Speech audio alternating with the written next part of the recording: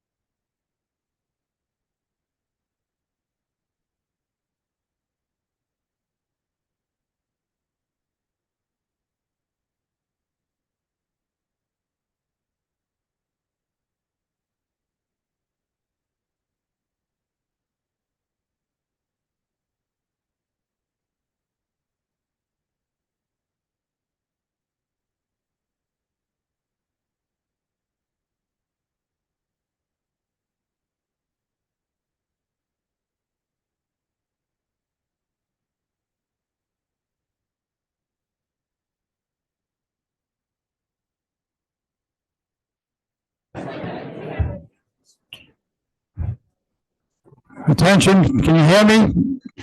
John Olson, can you hear me? Raise your hand. Can you hear me, John Olson, back there? Muffled? It's muffled? How about now? Better?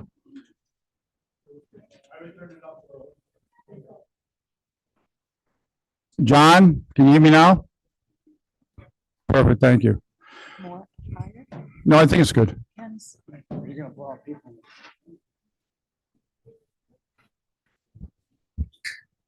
Just a little housekeeping. First of all, everyone that's in the room has to check in with the registrars in order to vote. So please check in with the registrars if you haven't, if you want to vote this evening. Secondly, on question number 1, that'll be voted on this evening by a show of hands. Question number 2 will also be a show of hands. Question number 3, which is the 250th celebration, that will be a paper ballot. Question number 4 will be a show of hands. And question number 5 will not be voted on this evening. And the library question is going straight to referendum, which will be held on March 16th. That's Monday, March 16th. So if you are here to vote on the library, that will not be happening this evening. It's going right to referendum. But everything else on the call will be voted on this evening here, with question number 3 being a paper ballot.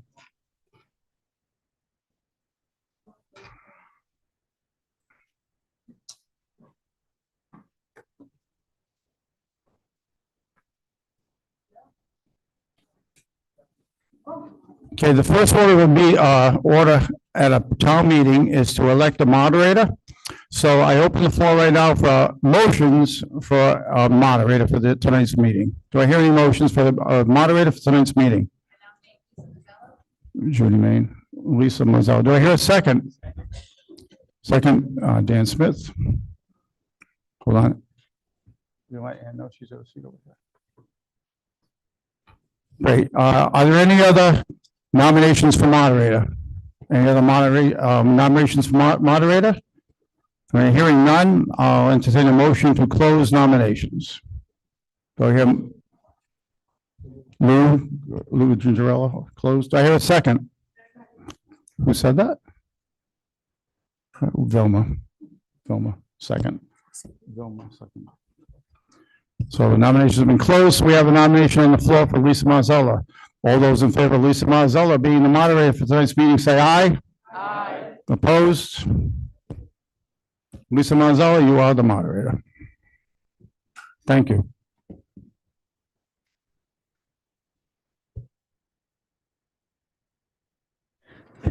Hello.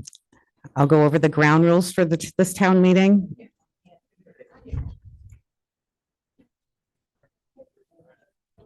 All town residents wishing to speak shall raise their hand to be recognized. I'll call speakers one at a time to the microphone. Before you comment, please state your name and address. Comments must be on topic, addressed solely to the question on the agenda. Individuals may have a second opportunity to speak only after everyone wishing to speak once has been recognized. Each speaker will be limited to 2 minutes and cannot yield their time to another. That being said, everyone's voice matters here. And if the 2-minute timer goes off, I'm going to let you finish your thought within reason. And if you aren't comfortable walking up to the podium, just please let me know, and I'll be happy to bring the microphone to you. Voter eligibility is summarized as follows. All registered voters of North Stonington and all persons owning at least $1,000 of taxable property on the last grand list are eligible to vote.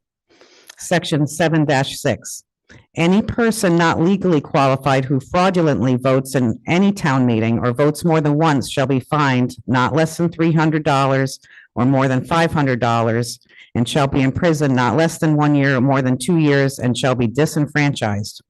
Voting by assuming the name of another shall be guilty of a Class D felony, Section 9-360.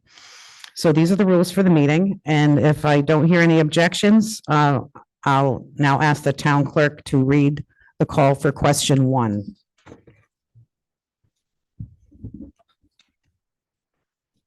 Warning is hereby given to the electors and those entitled to vote at town meetings of the town of North Stonington that a special town meeting shall be held at the following location on the date and time indicated for the purposes of transacting the business set forth below. Location, North Stonington Education Center Media Center, 298 Norwich Westerly Road, and via Zoom. Zoom link is given in the call of the meeting. Meeting ID 884-2026-4323, passcode 351678, date March 2nd, 2026, time 6:30 p.m. Only those attending the meeting in person will be able to vote. The meeting will be available for comment and viewing through Zoom at the link in the call, but those attending virtually will not be able to vote. All supporting documentation will be available on the town website, www.northstoningtonct.gov. Question number 1. Shall the town adopt the ordinance, Section 19-26, Emergency Services Volunteer Tax Abatement, providing tax relief to qualifying volunteer emergency service personnel pursuant to Connecticut General Statutes, Section 12-81W? Okay, before I ask for a motion and a second to approve the call for discussion, I'd like to invite Lou Gencarella up, the chairman of the Tax Relief Committee.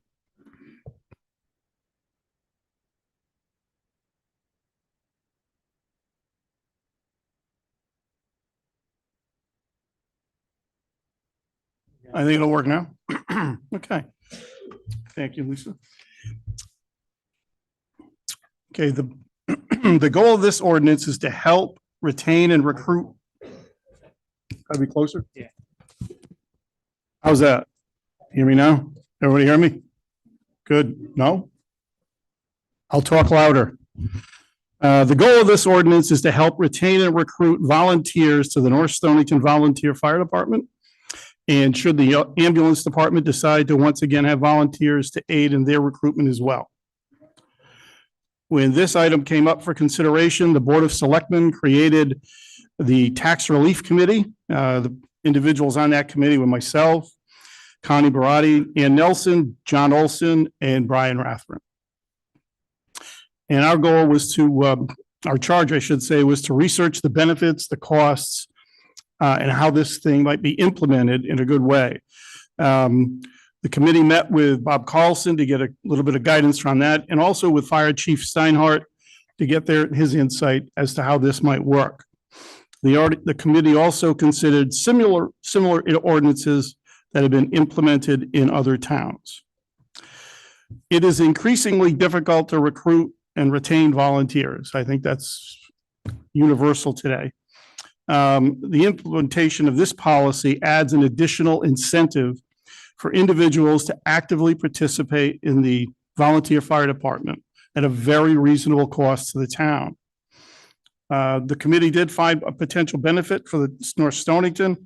It is clearly better, more value, I should say, by maintaining a volunteer force, a primarily volunteer force versus a full-time force. Based on the numbers of our volunteers that were active a couple of years ago, because that's how we've been working on this, is off of data from 2024. We took a look at the potential cost of this based on that activity. The total calls in 2024 were about 425 calls. The way this would work, and you should have a copy of the proposed ordinance, and it shows where, based on activity, the individuals would, the volunteers would receive a 10% or a 15% to a 20% tax abatement. Based on that number of calls, they would receive an abatement of $1,000, $1,500, or $2,000 off of their tax bill. If you look at this as on an individual basis, on a per call basis, for those that qualify, this is you're looking at about a $20 benefit per call that a volunteer would make. Fairly reasonable. If every single, based on 2024 report, if every single volunteer received the maximum benefit, meaning they made 20% of the calls, the cost to the town would be $86,000. Based on the activity for that year, the cost to the town would have been about $50,000, $54,000. So based on that, the committee looked at that and said, concluded this was a very reasonable way to support the volunteer fire department. We just felt that the town would get a great value for this. So in that regard, we supported this. I'd be happy to answer any questions. I have a motion and a second to approve the call for discussion. Dan Spring makes a motion and Ann Norwalk seconds.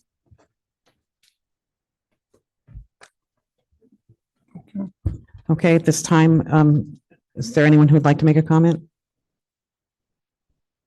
Brian Rathman?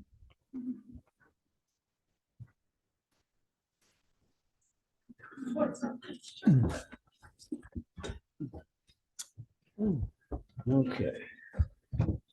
Brian Rathbone, 263 Grindstone Hill Road. I was on the committee too, and probably won't surprise many people in this room tonight that I was the only one that voted no. And I'll tell you why. Because first of all, I looked at it and it said abatement. Now, abatement comes right off your tax bill. I wanted to see an exemption on there, Because a lot of the things that come out of the state and out of the town are exemptions. The exemption comes off the assessment of your property. You still get a discount on your taxes. But it's maybe a little less, but we can get, it could have been changed. It could have been, I would have liked to see, because the state said a town is allowed to give an abatement or an exemption, and I think in this purpose, it would be good for an exemption. Simply because the fire company already has two things in their budget to retain membership. Now, if that isn't working, then maybe we shouldn't, maybe they shouldn't have that. I think there had to be more discussion on the whole thing. The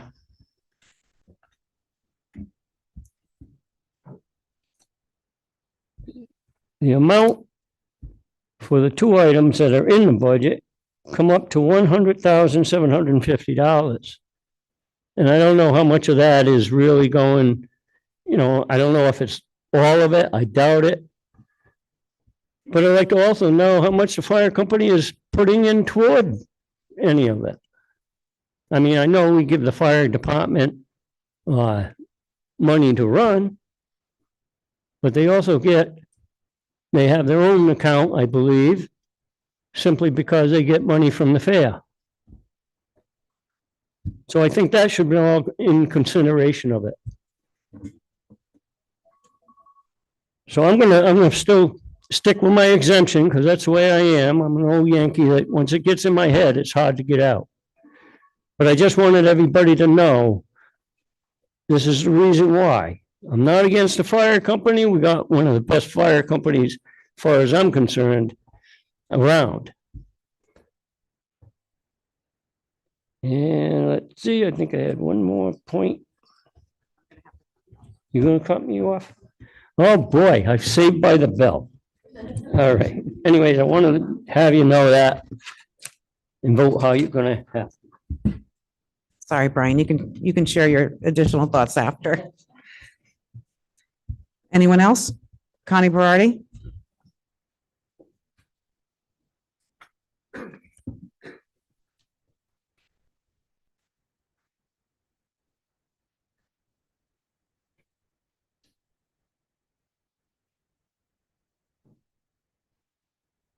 Connie Berardi, 71 Pine Woods Road. I too was on this committee, and whatever way you want to look at this, whether it's an exemption, an abatement, it is worthwhile. We talked about a potential of $54,000 in a year as giving them a break on their taxes.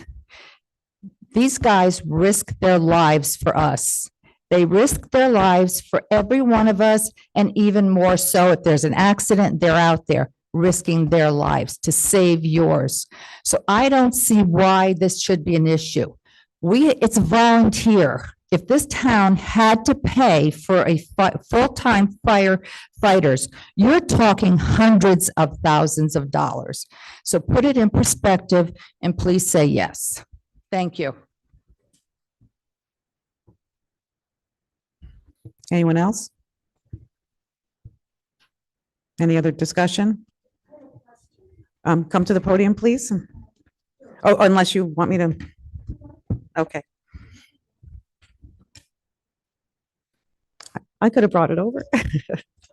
Just state your name and address when you come, please.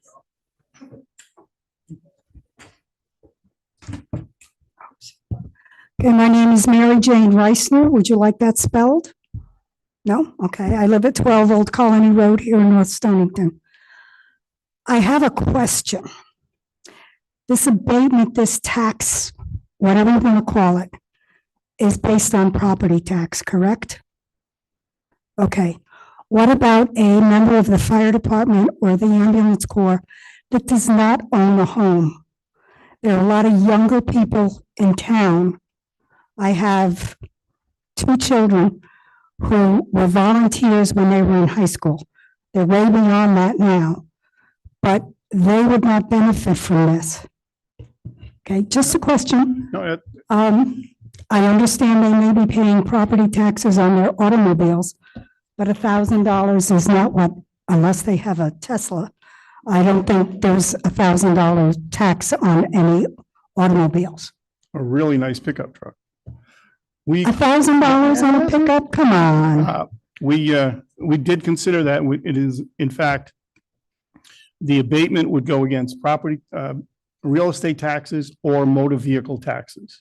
Because we did in fact think of the younger volunteers that might not have a house. And this could be a nice benefit for them. And it would lower their motor vehicle tax. Right, but not by $1,000. Well, if, And if they hit the maximum amount of calls, which some of the younger people who are in high school Mhm. may do, would they get $2,000 in their pocket? if they did, not in their pocket, their property taxes would be lowered by $2,000. So if they have a car that the property tax on it is, say, $400, they would get $400. That's correct. I agree with the premise. Mhm. I don't have a problem with the premise. As I said, I have, let's see.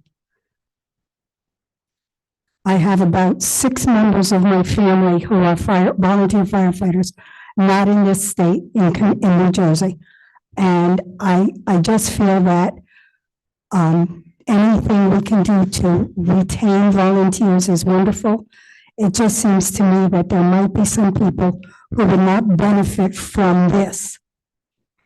And that bothers me. It would be saying that, okay, you're a volunteer and you respond to 400 calls, but you don't own a home and you don't own a car, so you're SOL.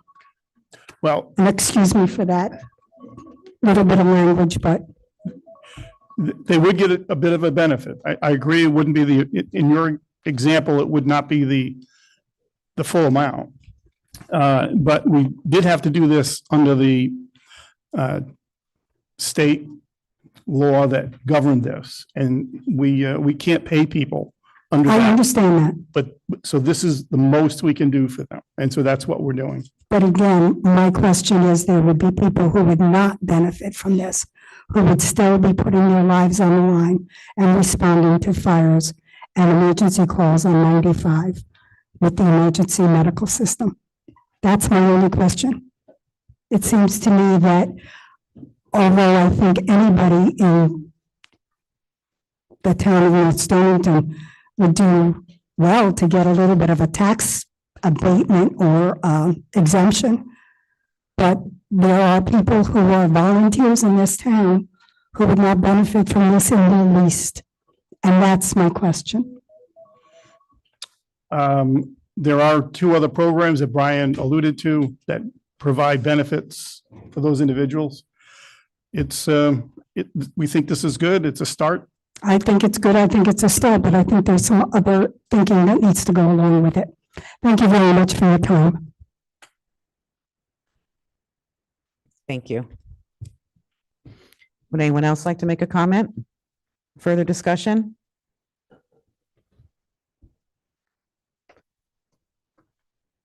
Can I have a motion to move the question? Vilma Gregolopoulos, sorry. Second. Dan Spring. Okay, so this will be a hand vote for this question. All in favor, please raise your hand.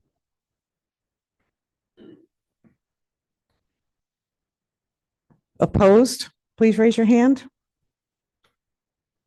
Okay, the question passes. Thank you.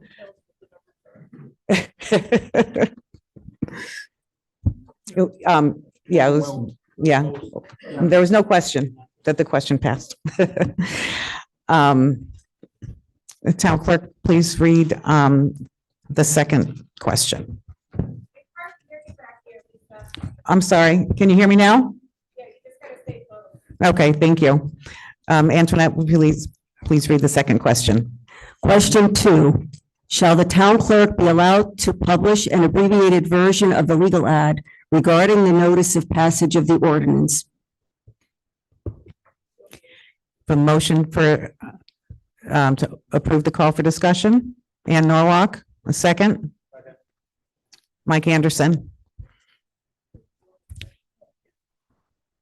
Are there any comments or just anyone wants to come?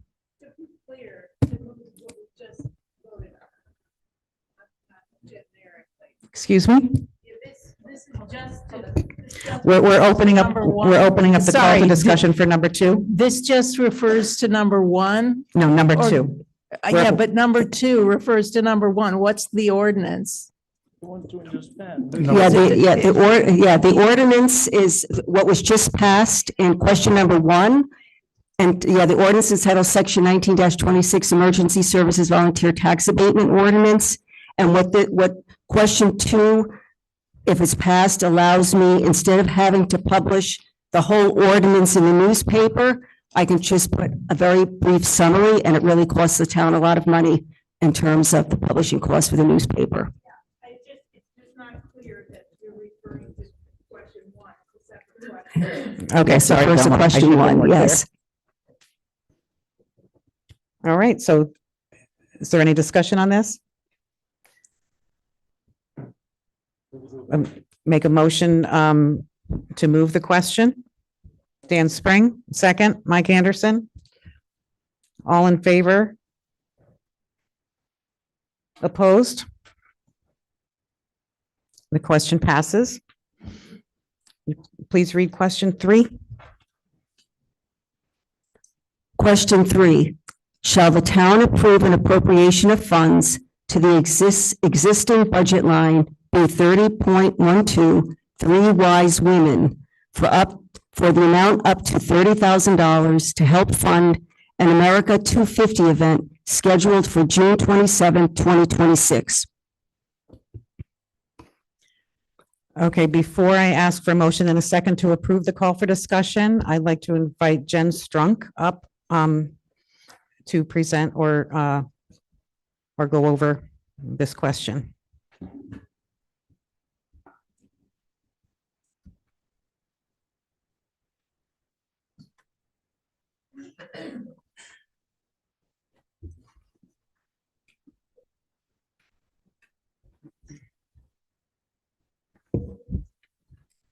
This is on, right? Okay. Can you all hear me well enough? Okay, great. For those of you I haven't met yet, I am Jen Strunk. I am a full-time event planner, and I am one of the co-founders, along with Sarah Nelson and Tula Balistrasi, of Three Wise Women Incorporated, a North Stonington-based nonprofit that was officially established in September of 2024. But I want to start by saying something very simple. We love this town. It's the reason we're here, and it's the reason we've been showing up long before Three Wise Women had a name. For 6 years, we've run the Easter Basket Drive for families in North Stonington. We've organized Frights and Lights for 5 years, an event this community looks forward to every fall. We've supported Christmas gift card and toy drives alongside Linda Costanza. We've contributed to the library restoration fundraisers for 4 years, events that have raised close to $50,000 each year. And we ran the PTO basket raffle for 2 years, a townwide event that people genuinely love. We didn't form Three Wise Women and then come looking for something to do. We formalized what we were already doing because we wanted to do it right, and we wanted to do it with structure and accountability. I want to be clear about how the America 250 celebration for North Stonington came to us. About a year ago, our first selectman, Bob Carlson, asked if planning a celebration for America's 250th birthday was something that I and Three Wise Women would be willing to take on. I enthusiastically said yes. I said yes because, again, we love this town, and because this is exactly the kind of work Three Wise Women exists to do. Bringing people together, making our corner of the world a little better and a little more joyful. What we are proposing is a classic American 4th of July party held 1 week earlier on June 27th, open to every resident at no cost to attend. We'll have a variety of food available. We'll have fantastic kids' activities. And if approved, we'll be inviting town groups, committees, and organizations to have a presence. We've even been approached by a legacy group of Wheeler High School alumni who want to be involved. We'll have country line dancing, the kind where someone says, someone like me, I've never done this before. And then they're having a blast 3 songs later. Right alongside that, we'll have old time photos where families can dress up in colonial inspired costumes and walk away with a portrait to keep. One of the most distinguished gentlemen in town has offered to dress up as Uncle Sam. Imagine that on the 2026 holiday card. We'll host a pie eating contest, a hot dog eating contest, a little friendly competition, a lot of glory, and if I can find one, a golden hot dog trophy for the winner. Anchoring the evening, we'll have Derek and the Fun Bags performing live. They are wildly entertaining and immensely talented. This will be a concert, a free to attend community concert, the likes of which I haven't seen here in my lifetime. And then, when the sky goes dark, we'll close the celebration with a spectacular, professionally produced fireworks display. Not backyard sparklers, a real show. And you look up and the whole town is watching the same sky at the same time. And you feel your heart swell with pride because despite our flaws, America is the greatest nation on earth. We are turning 250 years old and we should celebrate that. And we're not done. There's just under 4 months until June 27th. And if approved, we have lots of room for additional activities and ideas and input from people who want to be involved. Now, I know one important question is cost. I want to be transparent about how the appropriation actually functions because clarity matters here. The maximum projected cost of the event is $30,000, and if approved, will come from the undesignated fund, which currently has around $4 million. The $30,000 does not come to Three Wise Women as a lump sum. It does not sit in our account. As event expenses are incurred, we submit invoices. Those invoices are reviewed against our line item budget. Every dollar is tracked and reported back to the Board of Selectmen regularly. This is a reimbursement process with full oversight, which is exactly how it should work, and we welcome that accountability. Three Wise Women is donating all of our professional event planning time. We will also be fundraising on the town's behalf to cover event costs, so the celebration doesn't fall entirely on taxpayers. We have sponsorship packets ready to be sent out to local businesses and families, and we already have verbal commitments from interested parties who are excited to contribute. Additionally, we are actively applying for grants. We're asking for a do not exceed amount of $30,000, but after fundraising, the town will not be paying $30,000. I'm not aware of another town in Connecticut that has a professional event planner donating time alongside a nonprofit fundraising to offset costs. We're proud to be able to offer that to North Stonington. We are taxpayers too, and we will not plan an event whose cost we cannot stand behind. Another question is a broader one and revolves around safety and logistics. I have met with our first selectman, and we understand there is significant interest in holding this event at the fairgrounds. We hear you. And the planning committee will be meeting with Bob and our emergency services. And together as a group, we will carefully and meticulously choose the best, safest location. North Stonington is my home, and the safety of my friends and neighbors and respect for the land we celebrate on is non-negotiable. Three Wise Women is committed to making June 27th an incredible celebration that North Stonington can be proud of, and doing it with transparency and open communication. And while we sincerely hope that the vote passes tonight and that we are able to complete the task we were given, I need all of you to know that Tula's, Sarah's, and my dedication to this town is unwavering, and we will continue to show up and do the work exactly as we have always done. And I welcome your questions.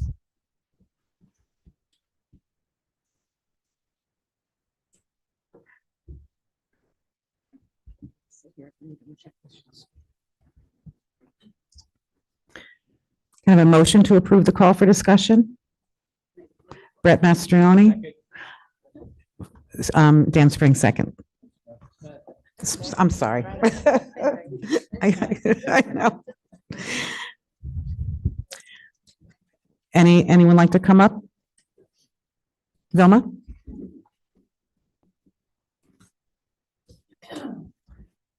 Just because there's been some confusion about it, on the same day, June 27th, the Historical Society, the Grange, and a bunch of other organizations are planning to do a parade, muster, and colonial fair from 11 to 5 on that day. And that is open to the public, and it should be a lot of fun. It'll be historic. We're going to read the Declaration of Independence. We're going to honor the 60 Revolutionary War veterans that are buried in North Stonington. We have 7 fife and drum corps and reenactors that are going to march down Main Street and perform in the field behind the Historical Society. This is not the same event. We are doing our thing.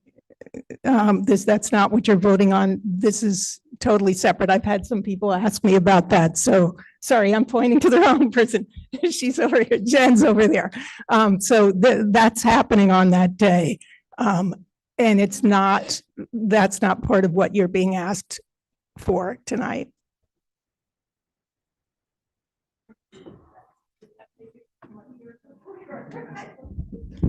Anyone else?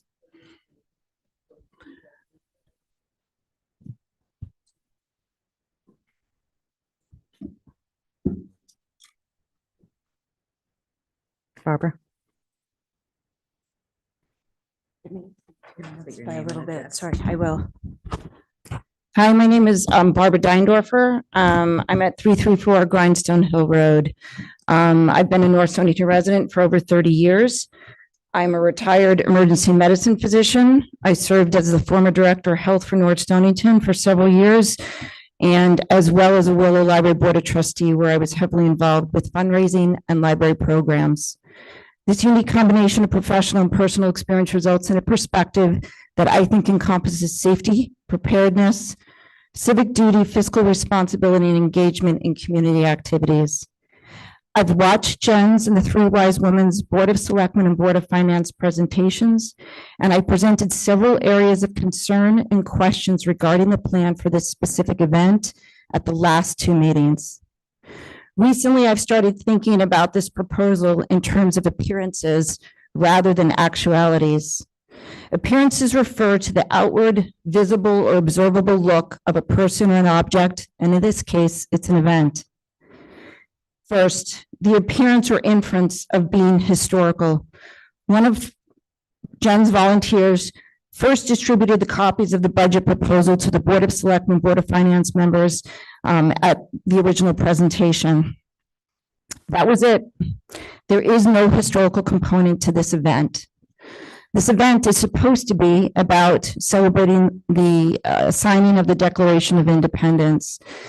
There's little or no alignment with this event and the mission statement or the vision that's been put forth by the state and the Connecticut 250 Commemorative Commission. Second, the appearance of being a unifying, nonpartisan, and inclusive event, as Jen has stated in her presentation earlier and now. As I understand, a meeting was called by Jen in August of 2025. That included other North Stonington groups in town. They were invited to discuss the initial plans and preparation for the event.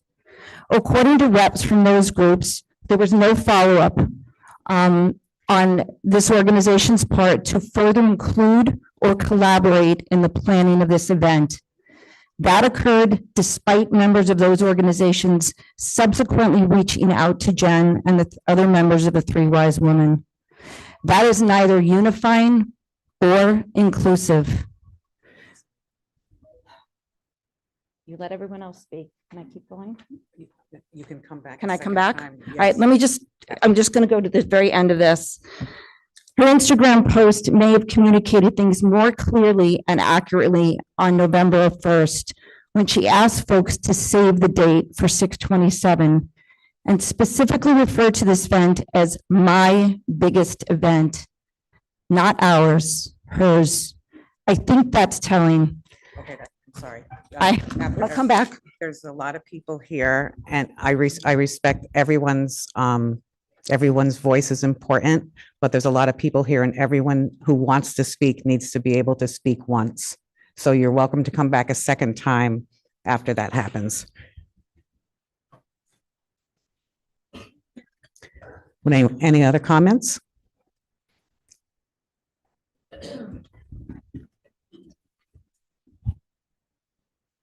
Paul Bueller. I have to do that. Paul Bueller, 350B Casadic Hill Road. I likewise was invited to that first meeting in August, and there were a lot of good ideas given out there. And that was the last time I heard anything about any of the planning of this meeting. Now, this, our Board of Selectmen and our town finance people are very good at being fiscally responsible. This is about a town-approved, town-funded event. I think there are many things that this town could put $30,000 to good use at, rather than a big party. Now, yes, this is the 250th anniversary, and we absolutely should celebrate it. The 4th of July is when we celebrate. This is not the 4th of July. This is a week before. On the 4th of July, we're all still going to celebrate. There are still going to be big fireworks displays. $10,000 worth of fireworks that we're going to stand and see for 10 minutes, in my opinion, is not worth the money, because I'm going to see it all, whether I like it or not, on the 4th of July. I live on top of a hill and I see fireworks from every town around. Now, when I had animals, a lot of them were frightened to death from the sound of the fireworks. So now we're going to pay $10,000 to have our own fireworks display at a big party. At the end of 4 hours, that $30,000 is gone and the party is over, or 6 hours, whatever.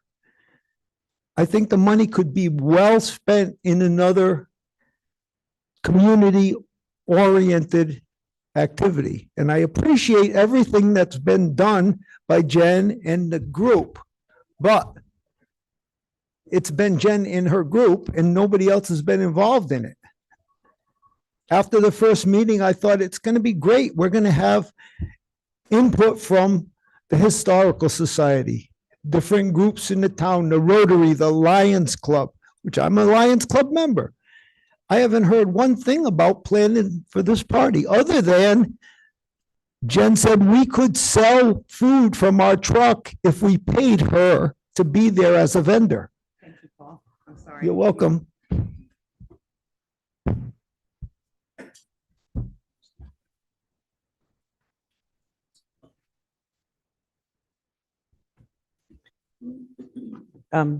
Okay, you and then you, Brian. Okay.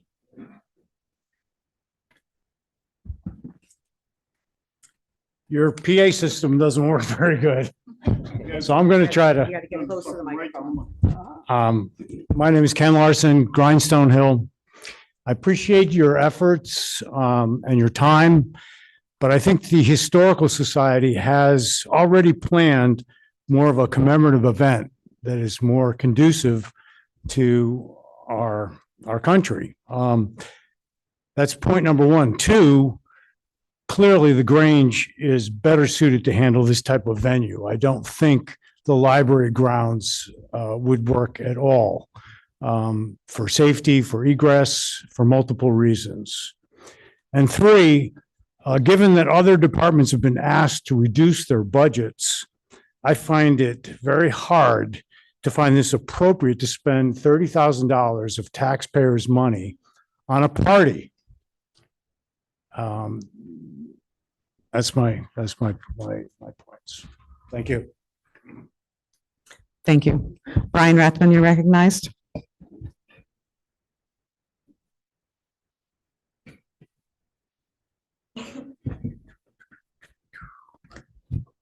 Brian Rathbun, 263 Grindstone Hill Road.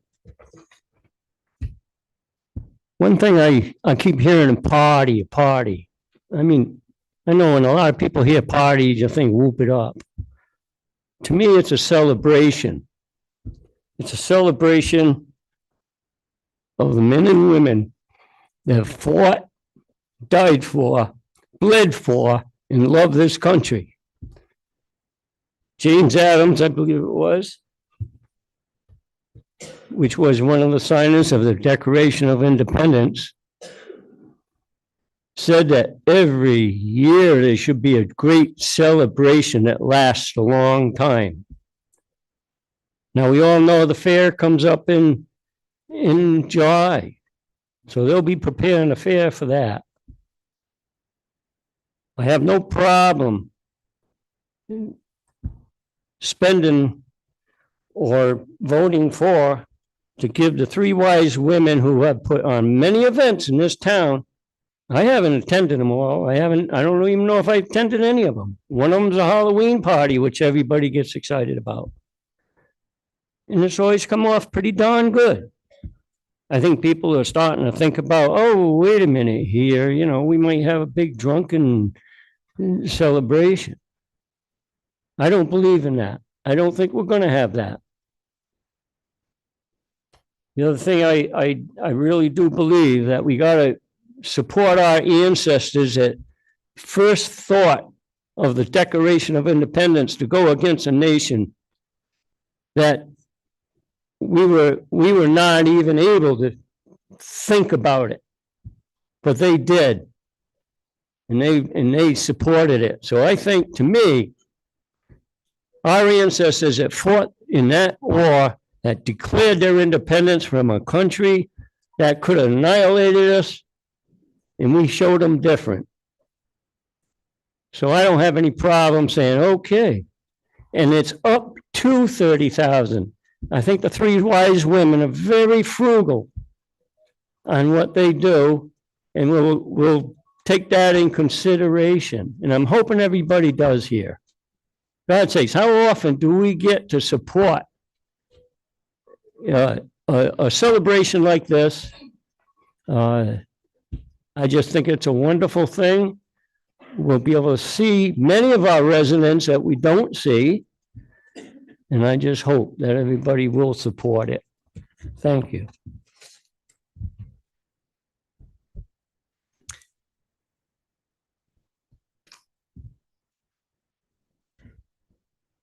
Thank you, John.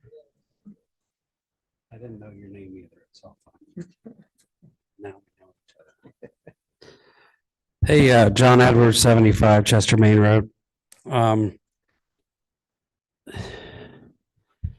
I'm a real history nerd, and especially about early American history.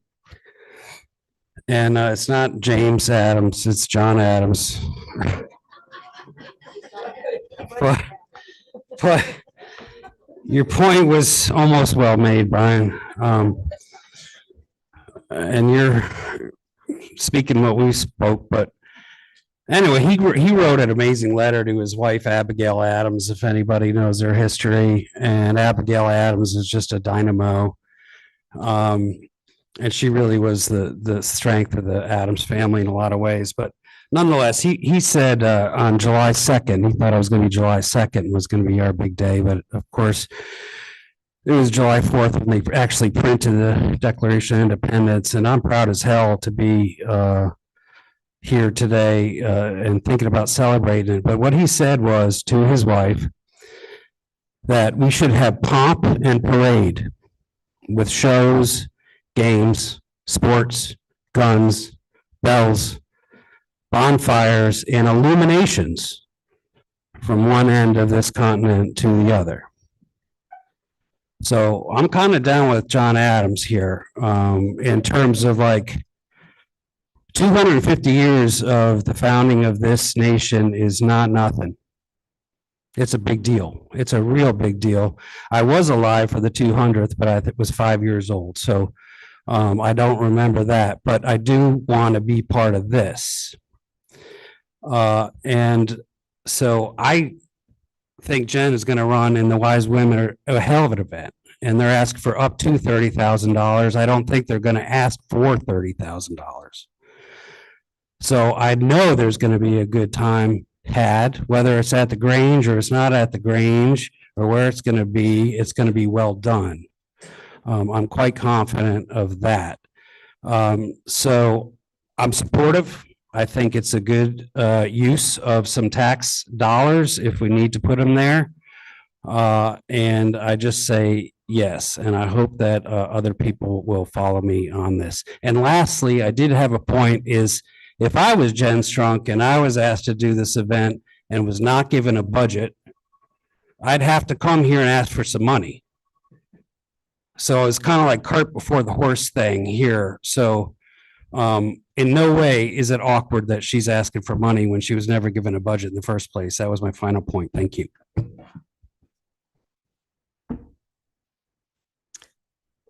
Ahead. And then you.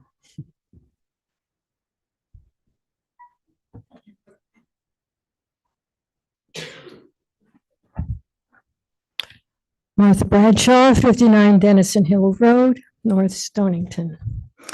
I was at that meeting that was called in August last year. And as Paul said, lots of ideas came out of this. It was really kind of an exciting event. It even was brought up that perhaps we could invite the Eastern Pequot tribe to be invited to participate. There were representatives from the Historical Society, and at that time, I was not aware that the Historical Society had been planning for 2 years such an event to celebrate 250 years of the signing of the Declaration of Independence. Now, perhaps they have been remiss in letting people know about this, but it was already being planned with guns, let's see, and illumination. Yeah, there were all pomp. Oh yeah, we got musters, we got parades. And this is a historical event. And yes, we all like a good party, but a party can be done at any day of the year. You call it whatever you want to call it. But a 250 celebration is a historical event, and that should be the main emphasis. And I am a member of the Rotary Club of the Stoningtons, and we've offered to participate in the Historical Society's efforts. And I would like to support that event. I don't know why we can't have a party too, but it's going to be a long day for some folks. Thank you.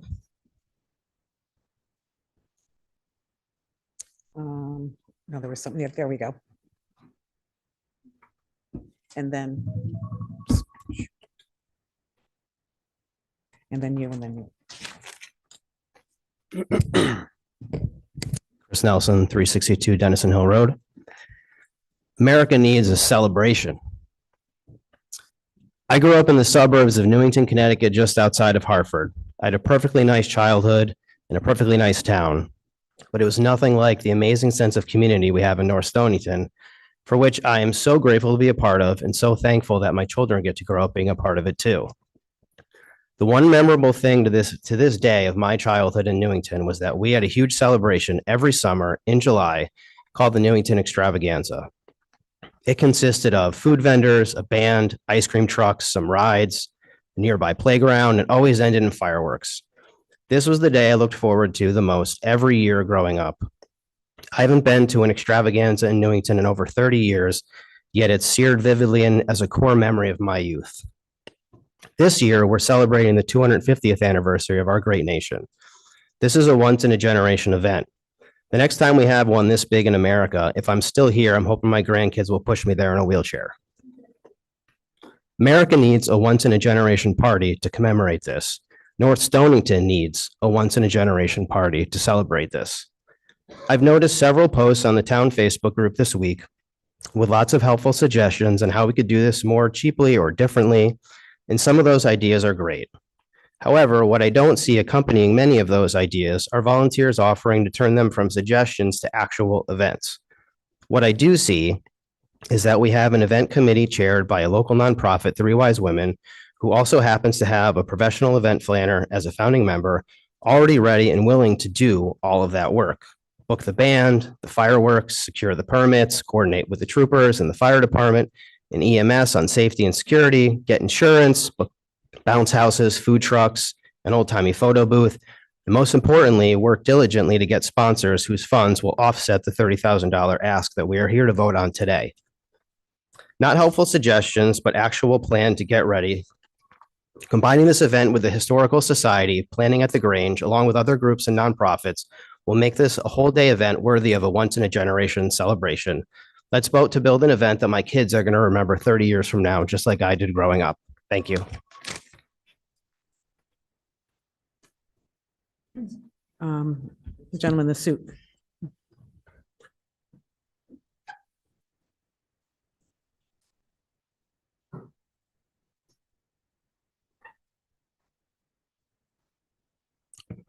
Hey, Josh Strunk, 359 Norwich Westerly Road.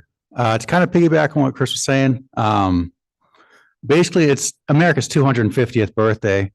To sit back and say that North Stonington can celebrate with fife and drum corps and all that is going to be a wonderful event, and it'll be awesome to watch. I'd love to bring the kids to it to observe that. But it's a celebration of America's birthday. It's not just celebrating the historic aspect of it. It is celebrating the continuation of America as what has become the greatest nation on earth. Like, we're not here to celebrate how the fife and drum corps went, how the muskets worked, how that went. We're here to celebrate everything that is awesome about America. We want to see that, and we don't want to have to go to Westerly, to Groton, to London. Like, North Stonington is an amazing town. I've lived in 12 different states. I served in the Navy in 3 different bases.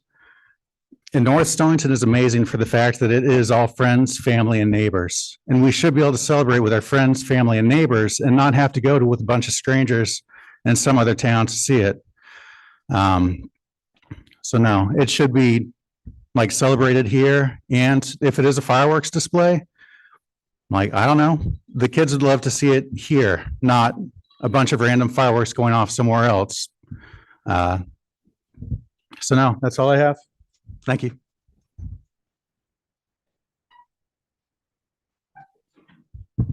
Mike Westgate, 53 Old Colony Road. Part of the vision statement, according to ct250.gov, a successful 250th in Connecticut will be defined by its reach and impact, specifically the number of opportunities created for civic engagement and the degree to which those opportunities made all residents of Connecticut feel represented and included. Why are we talking about separating what makes America great? Work together, bring the town together, because that's what we've done for a millennium. Bring the people together and let them have their party. Let's do the fife and drum corps. Let's look at muskets and let's party. Let the kids be kids and let them enjoy what makes this country great. That is all.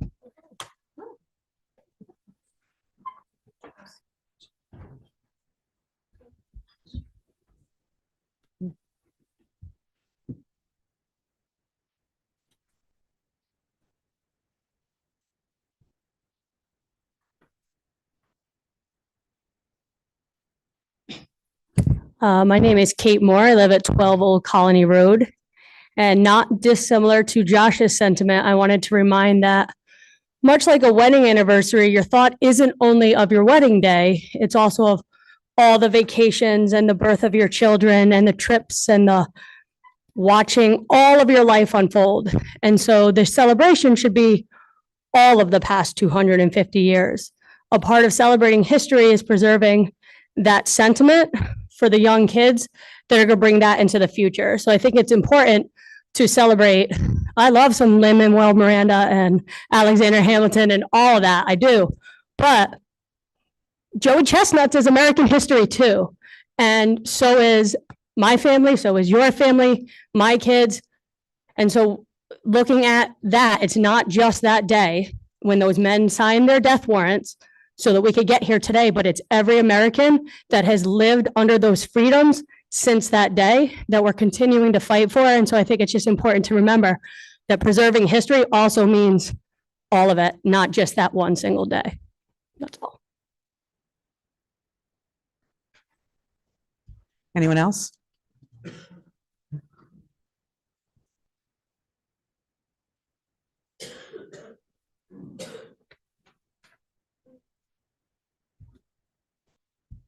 Kim Grijalva, from Northwest Corner Road or 222 Northwest Corner Road.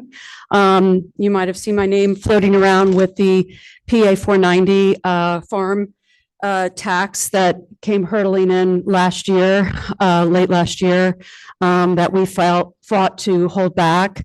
In that process, it came up once again that we are a farm town. And Bob and I talked the other night about, what that means. We don't just celebrate 250 years of America. We celebrate 360 years of North Stonington farming. This town was built on farming. I'm not from this town. I'm from a farm region out on the North Fork of Long Island. But I remember as a kid, the parades in my little downtown and the tractors going through and the chairs set up and the coolers and the kids. We would get all dressed up and make little floats on wagons and everything else. And that really meant a lot. I think this is important. I think it's great to have someone who's willing to coordinate everybody. But I also think that there needs to be committees that can bring this to life in a really genuine way, and celebrate the living history that's here today. The fact that we have farms that date back as far as 1791, that are functioning today, same family. We've got new farmers here. We've got the Grange. The history of the Grange goes back to the 1800s, and it was built to really create a farmers union. And the fact that Robert Minor still continues to keep that alive, I think is really important. And those types of things are worth celebrating. I could see the kids the day before getting, shucking corn and getting that ready for getting the fairgrounds ready for the event the next day. Getting kids out to work like farmers, I think would be really great. I think incorporating the historical aspect of it as well. The fife and drum may be leading a parade of tractors and people on bikes and everyone heading up to the Grange for the event. So I'd love to see also just local talent. I mean, Nick Bossy should be on this list for sure. I'm sorry, Kim, as I'm going to have to entertainment. cut you off here. It's about Okay, 2.5 sorry. minutes there. You can come up a Anyway, second time I'm in after. support of this event. I just think it should be opened up for some committees to make it a wider and more historically relevant event.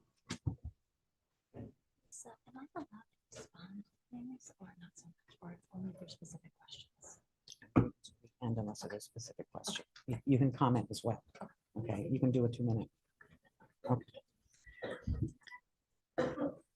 Okay, Marilyn Mackey, and then, excuse me? Okay. Dick, and then,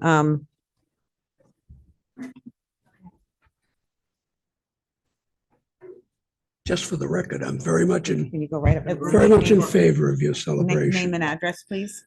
Dick Seeger, and I'm the president of the Historic Society. Okay, could you move closer to the microphone so everyone can? Can everybody hear me? Okay, good. Actually, this is a plug for the Historic Society as opposed to anything about anything else. I just wanted to mention, and this seems an opportune time to do that, that this Saturday we have an open house celebrating the history of farming in North Stonington. That's it. Thank you.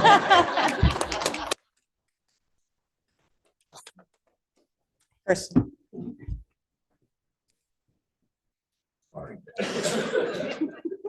It's not the Saturday, it's the following, second Saturday. Oh, shut up.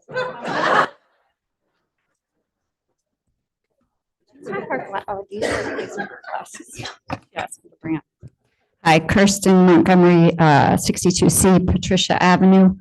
And I, first of all, just in terms of the planning that went into this, I want to thank the Three Wise Women because they are not just wives, but they're amazing women who have done a lot of work, and I commend you for that. I do have problems with this celebration right from the get-go, the fact that it was one meeting in August. And then I know my group emailed, I know other groups emailed and never heard anything back, even though the Connecticut Humanities website listed your address to contact. We never heard back anything. And now we have a plan here that we've heard a lot of other good ideas. And I know Tula said, well, we wanted to get the funding before we got people involved more, and I feel like that was done backwards.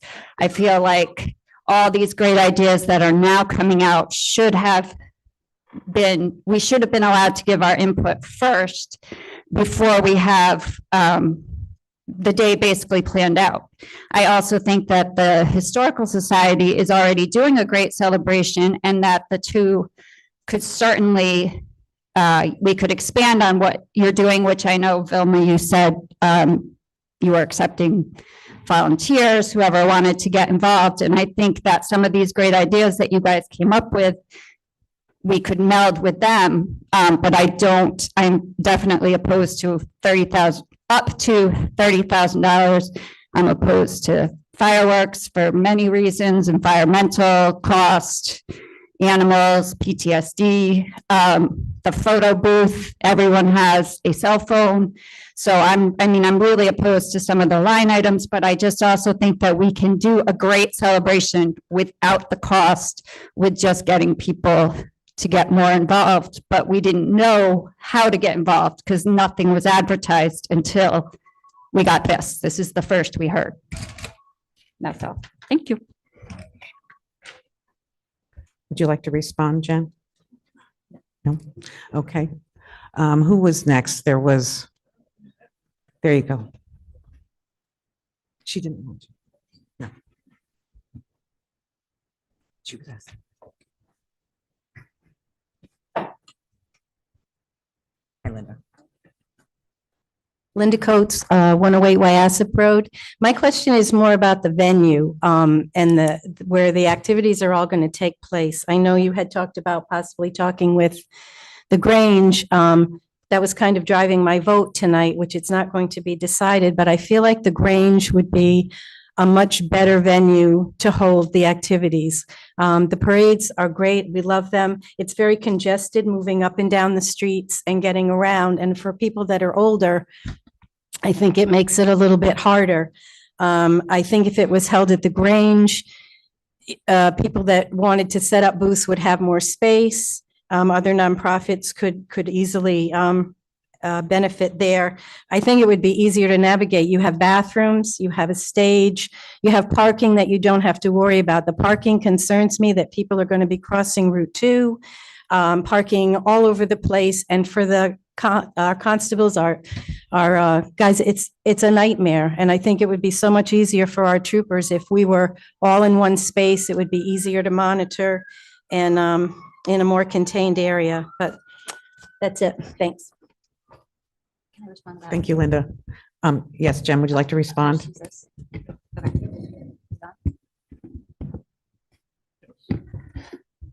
Linda, that is feedback that we have gotten, and that is why we are exploring going to the Grange. It's not as easy as the three wise women just saying, oh yeah, we're going to move to the Grange, but we have started those talks. We've been talking with the first selectman. I had a really great conversation with Carl Johnston the other day. So it's definitely something that we're very seriously considering. Anyone else? Okay.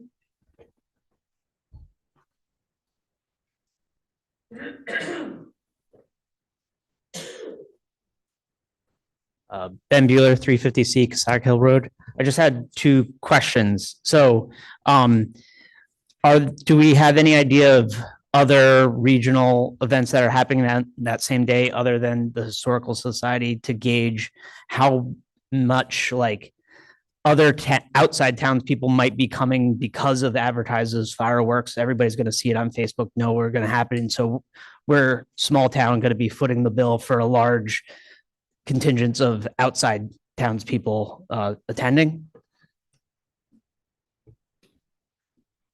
I'm not sure exactly how many other events are going to be happening on June 27th. To be completely transparent, one of the reasons why we landed on June 27th is because we felt that there would be less competition. We felt that everybody already has something that they do on the 4th of July. They have their own family picnics, or they travel, or they do something.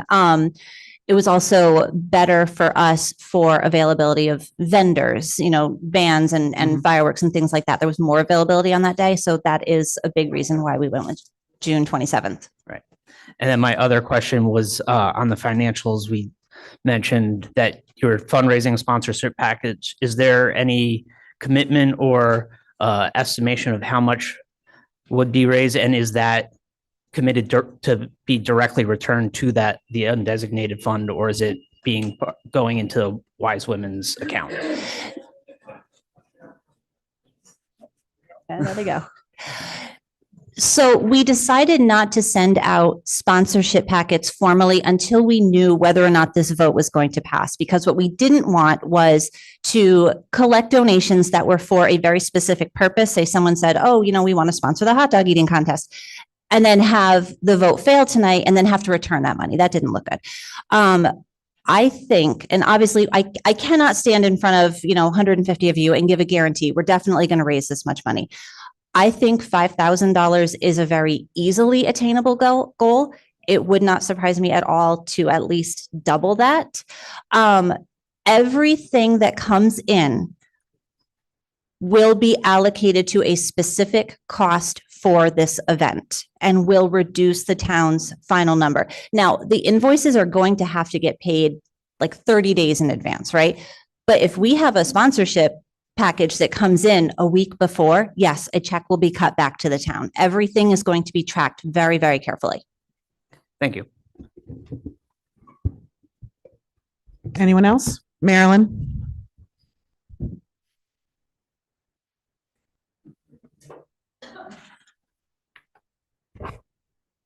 I'm shrinking. Marilyn Mackey, 20 Main Street. I have been working with the Historical Society, doing publicity, hopefully, on what they're going to be doing. And much of what they're doing, aside from the parades going on the streets, is going to be held also at the Grange between 11 a.m. and 5 p.m.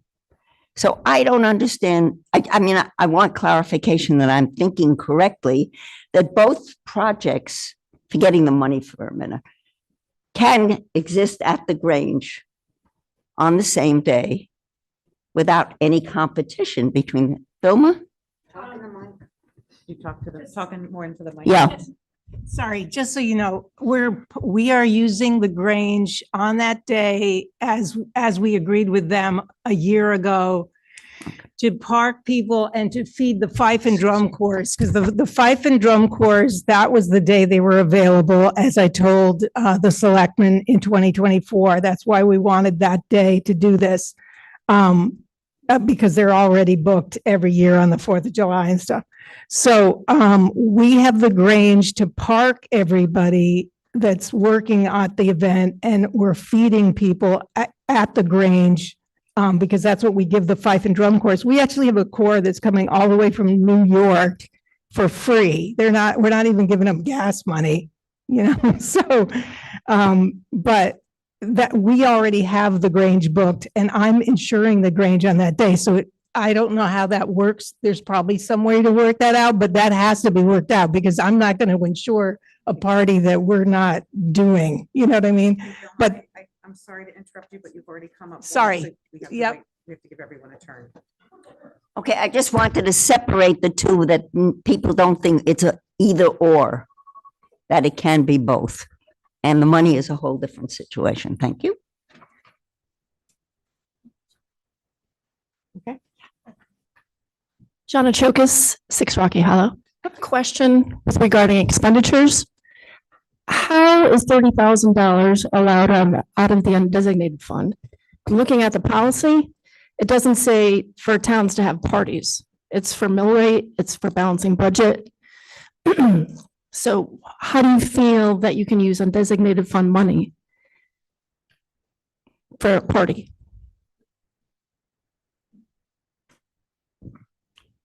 So it's actually going to a budget line. It's the Three Wise Women have a budget line in the existing budget.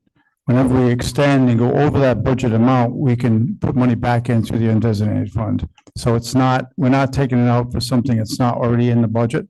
It's as far as the Three Wise Women have that line in our budget already. We're not creating a new budget.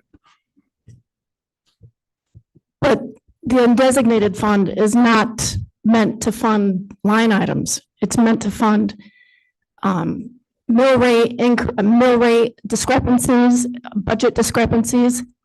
So I'm going to defer to the chairman of the Board of Finance. Like, especially in this year of reevaluation, does anybody know what their mill rate is? Does anybody know what their new taxes are? No. It's ridiculous that we're spending money on this. I mean, especially when the library needs $1 million, department wants $1 million, the school wants $1 million, and we're 16 million in the hole for solar fields. You guys don't bring this up. I think $30,000 for a party is not the right time. Mike, would you like to respond? No. Clarify. I mean, to her point, to Jonna's point, the undesignated fund has certain purposes.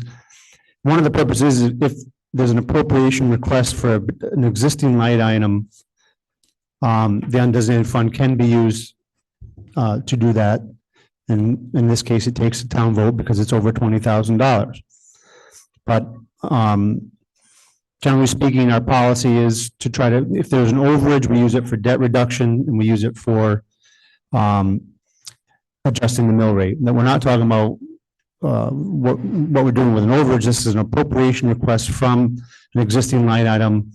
And just like if there's, if something costs more than was budgeted, and the Board of Selectmen has to come to us as the Board of Finance for an appropriation out of the undesignated fund to cover that overage. This is similar to that situation where we're allowed to use the undesignated fund to cover that appropriation request. It's over 20,000, so it has to come to a town vote.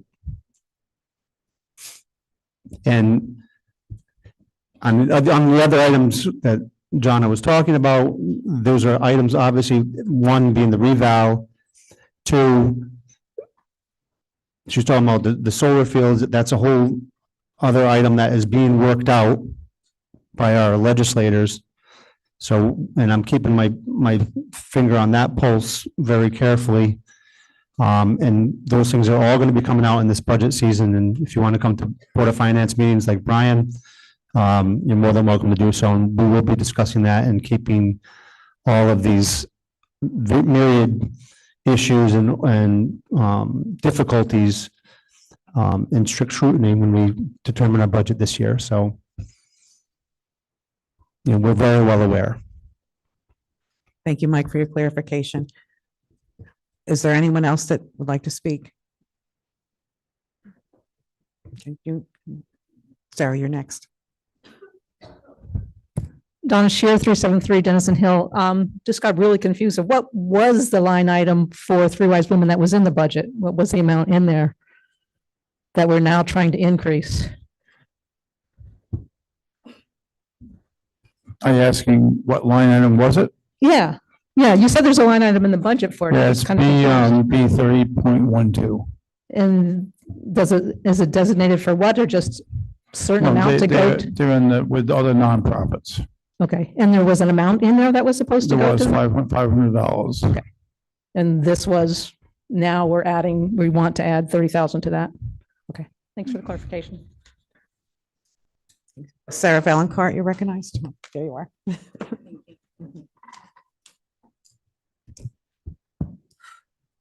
Hi, Sarah Valencourt, Old Colony Road. So I have been paying very careful attention to all of this and all the asks. I think that this project has been rushed and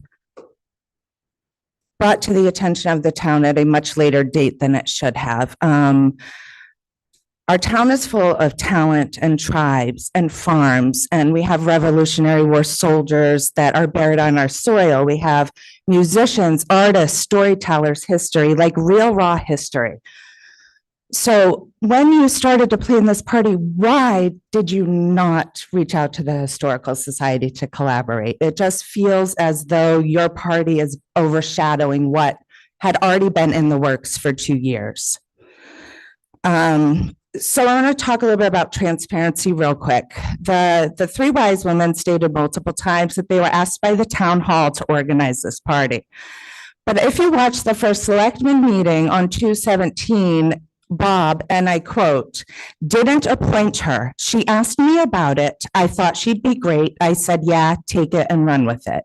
There was a little bit more of a backstory to this. I encourage everybody, just watch the meetings. Most of your questions will get answered.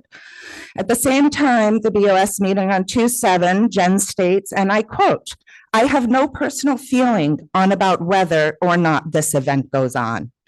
In another recent Facebook statement, and I quote, the three wise women posted, we were thrilled when Town Hall asked us to take on the planning and the execution of this event. So these statements are wildly contradictory, and I'm so confused. Are you excited to throw this party with collaboration, inclusivity, and involvement from our townspeople organizations, or are you going to be canceling and removing the three wise women from any involvement should your $30,000 up to $30,000 party not get approved? That's it. So Lisa, can I clarify that story? I watched that meeting again just to see what I did say. And there was more to the story, and what Sarah just said was like the last 2 seconds of it. So the way it happened was, about 2 years ago, I got a packet from the governor saying they'd like to have all 169 cities and towns do something to celebrate this wonderful event. And like any good CEO, I saw it wasn't happening for 2 years, so it went in the corner of my desk. Because there's many other things I've been working on. And then I said, well, this is happening in 2026, it's 2024, so I'll worry about this down the road. Jen came in to speak to me about that October, about Frights and Lights. And we always meet before her events to make sure we have the proper police presence, fire presence, and so on. And when she is there, and I know she's planning so many wonderful events for our town, I said, hey, while you're here, do you want to look at this? And I showed her the packet, and it was the one I had from the governor. And I said, why don't you take a look at this and let me know if this is something you might be able to do? So that way it's off my desk. I don't have to appoint a committee, as somebody has a track record of running wonderful events in our town. She came back to me and said, I think this is something that we could do. I said, great. If you could do that, it would be a wonderful, I know it's going to be a wonderful event. Why don't you take it? And we had a meeting that next August, as many people brought up, and we had a lot of people that we spoke about it. And that's where we are today. So when I was told that Jen never asked me if she could do this. I actually asked her if there's something she could do and handle, and she said she could. So that's how the story went. And I might have at a meeting said, you know, Jen might say, hey, can you guys say, yeah, run with it, go ahead. But that's, I might have said that at a meeting. It's kind of the last 2 seconds of what I actually said at that whole meeting. And if you watch that meeting, you'll hear the story I just told you. So just want to have that clarity. Now, I would just like to interject for one moment, not as an opinion, but more as a point of order. I don't think that we should have to defend the integrity of volunteers in our town. How the conversation actually went or came about, I don't think that we need to dissect the commitment, the integrity, or the dedication of any volunteer in our town. I would like to see this conversation, the discussion kept to whether you are for or against spending the $30,000, or why you have your reasons, whether it's, it's to compete with the party, you don't want a party, and that's okay. Everyone's voice matters here, but I would strongly discourage questioning anyone's commitment to a volunteer project. So any further discussion?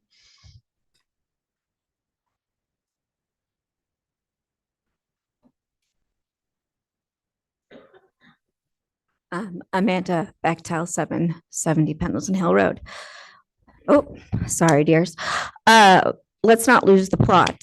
We fought tooth and nail to get our country free from another so that we could be here and have this debate and have these discussions. And we are so fortunate that we have two organizations in town that really want to pour into and celebrate that day so that we can all just walk around town and have a good time and see one another and smile and play. However you personally feel that should go, vote that way. But I think it's nice that there are so many that are willing to and want to do such a thing for our town. Personally, I love that my children are going to run through this town on that day, however we do it, and they're going to have a grand old time because this is such a beautiful, safe community that we live in. And that is because of everything that got us to sign that Declaration of Independence. Cheers to my son for studying Ben Franklin and sitting in that history for the last month with him. It just really reminded me how blessed we all are to be here. So vote how it suits to you. But just remember, at the end of the day, we will get an opportunity to play together to take down some of the stress that we all have. Thank you. Anyone else want to share? No. You have already, right here.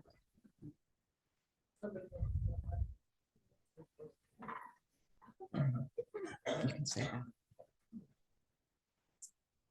Laura Mooney, 4 Cedar Drive. I hate speaking in public, so bear with me if I sound nervous. Okay, so I was going to borrow something from my favorite journalist, and she always says to focus in any situation on the basics, the who, the what, the where, the why.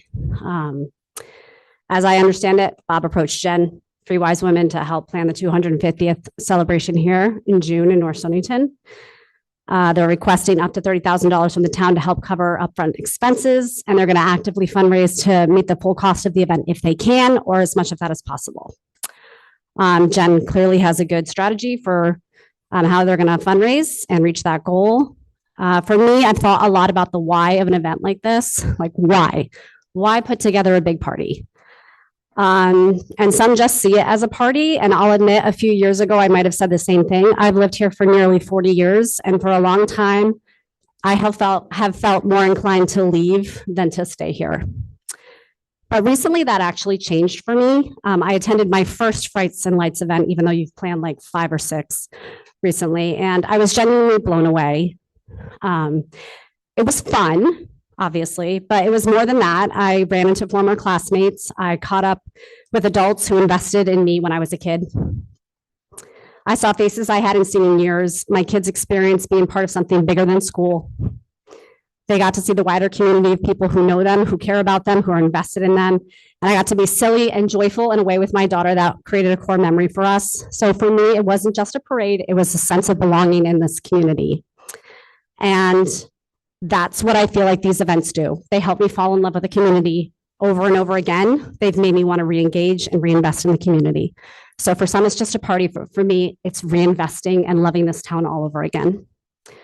When I think of someone who should lead something like this, I think of Jen, not me. Thank God it's not me. Jen, her professional experience as an event planner makes her uniquely equipped to handle the logistics, the budgeting, the coordination. Her connections alone likely reduce the cost of this in ways that most of us probably won't even see. She's already planned so many events for our town. They're beautifully done. So ultimately, it comes down to trust. Do we trust her to responsibly fundraise? Do we trust them to adjust appropriately if fundraising falls short? Do we trust their track record of service and dedication? And for me, the answer is a resounding yes. I thank the women on that committee for their consistent dedication to our town. So for me, I'm in support of this.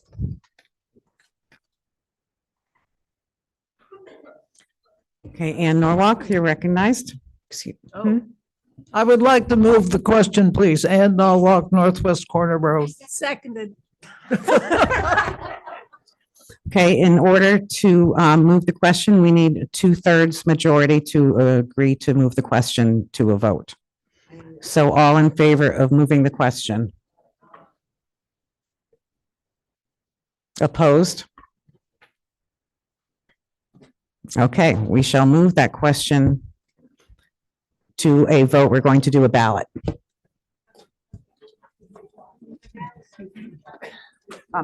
Judy will come collect them, I believe. They're gonna come collect them.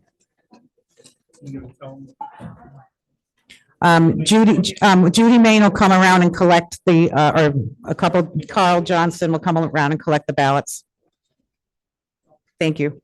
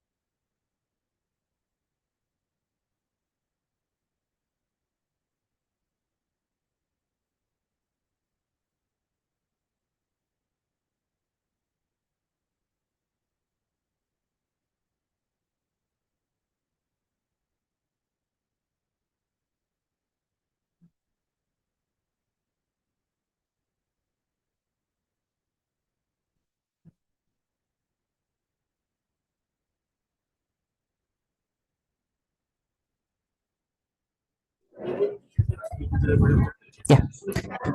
Is there anybody in the room that has a ballot left? Ladies and gentlemen, is there anybody in the room that has a ballot left?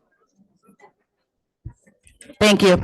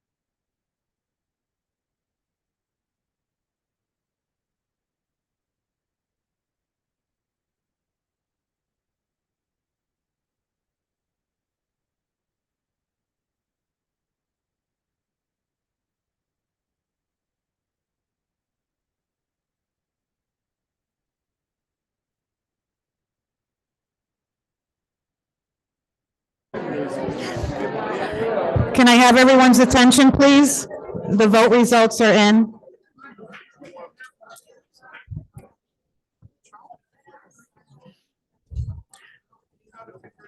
The vote results are in.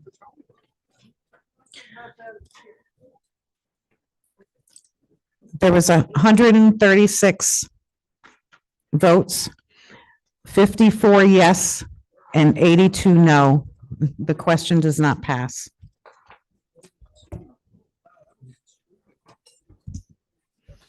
Ask the town clerk to read question number 4, please. Question 4. I'm sorry, pardon me. Yes, 54, no, 82.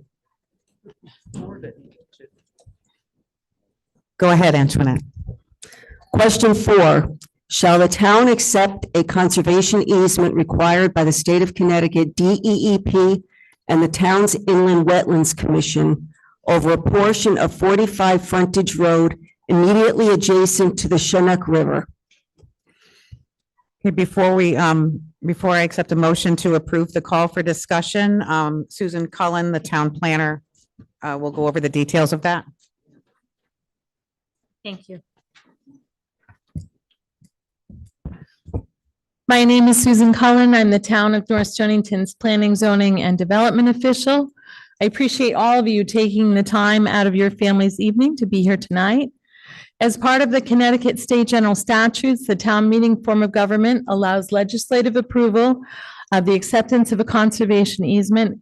In this case, you'll be voting to accept approximately 27 acres, which is adjacent to the Chinook River. This is about 50% of the overall parcel at 45 Frontage Road. The parcel is associated with Electric Boat's new 480,000 square feet warehouse facility that's currently in our economic development district. The Inland Wetlands Agency, the Planning and Zoning Commission, along with the State Department of Environment and Energy Protection have approved this proposal, and the conservation easement has been reviewed by both Electric Boat's attorney and our town's attorney on our side. It will be monitored in the future by our Town of North Stonington Conservation Commission to make sure that the restrictions put in place to keep this land preserved in perpetuity along the Chinook River. So I'm happy to answer any questions. There, of course, were a lot of details along the way, but I know you have other things on your agenda this evening. So I'll stop and wait in case there are questions, but that's the basic gist of it, is we'd like to preserve the 27 acres. I will yield to you, ma'am. Can I have a motion to approve the call for discussion? Ann Norwalk, second. Mike Westgate. Okay. Brian, did I see your name, your hand first? And then Dick next.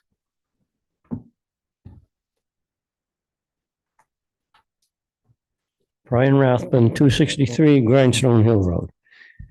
When I looked at it, it said, was it permit, put number 2 here, permitted activities in the conserved area. It says passive recreation, including but not limited to walking, fishing, boating, and observation of nature.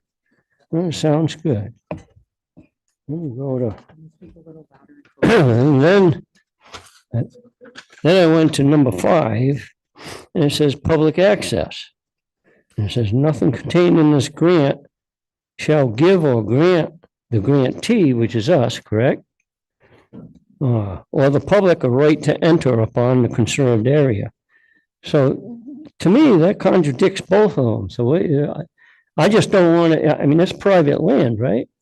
So our town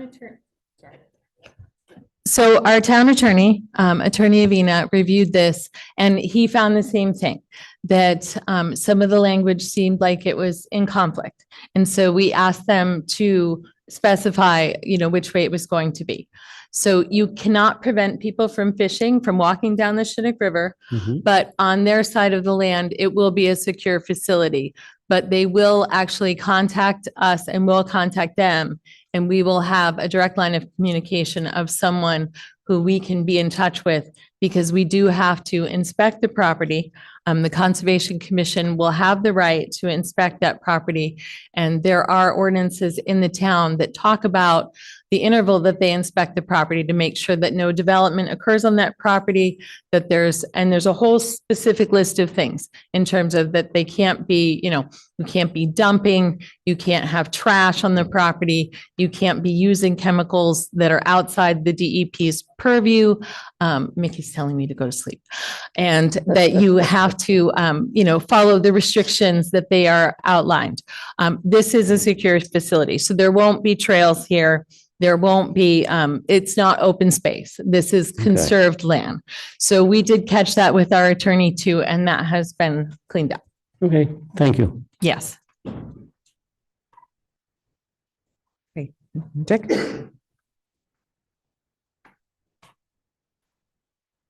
I have one question, Certainly. and the question is, has the town solicited the opinion of the Wild and Scenic River Committee? Can you please, Has the town considered the opinion of the Wild and Scenic River Committee in the process of dealing with this?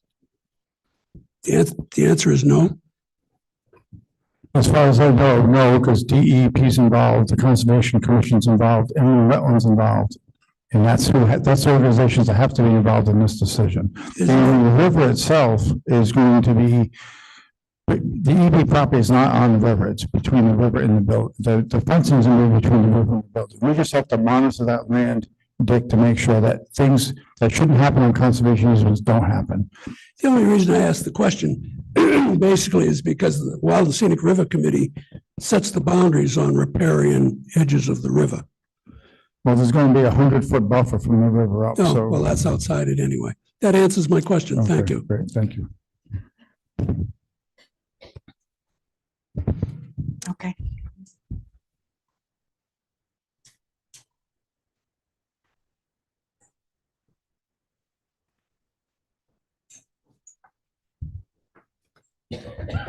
I'm Bob DeCoursey, and I'm a member of the Conservation Commission. I live at Tom Wheeler Road. Unfortunately, our chairman, William Ricker, isn't here tonight. He had to attend a memorial service for a relative out of state, and usually he's much more eloquent than I. I just want to let people know that the Conservationist Commission has accepted with the easement as it is written. And I can give you some idea of the criteria we used to determine whether it's acceptable or not. There are 5 criteria. The land of sufficient size to warrant a greenway continuation, land which abuts or has a reasonable chance of future connectivity to establish protected lands for greenway development and habitat protection, land which holds significant promise to continue to need protection, that, for example, vernal pools, ledges, vistas, waterways, their importance in history, land which holds species currently of environmental importance as determined by recognized authority, which in this case would be DEP, and land which protects the aquifer. As has been stated, this particular easement is on the west side of the property. It does abut the Chinook River, and it occupies almost half the acreage that the electric boat company has. So we feel it's a reasonable easement. We are responsible for monitoring those easements, and there's a very specific procedure for that. We can monitor them every 5 years using aerial overlays, GIS overlays. If we see something suspect, we have to make, there are specific arrangements for us to go out and make arrangements with the owner to go out and inspect the property. And we do inspect properties if we suspect anything. So, so the Conservation Commission is in favor of this easement.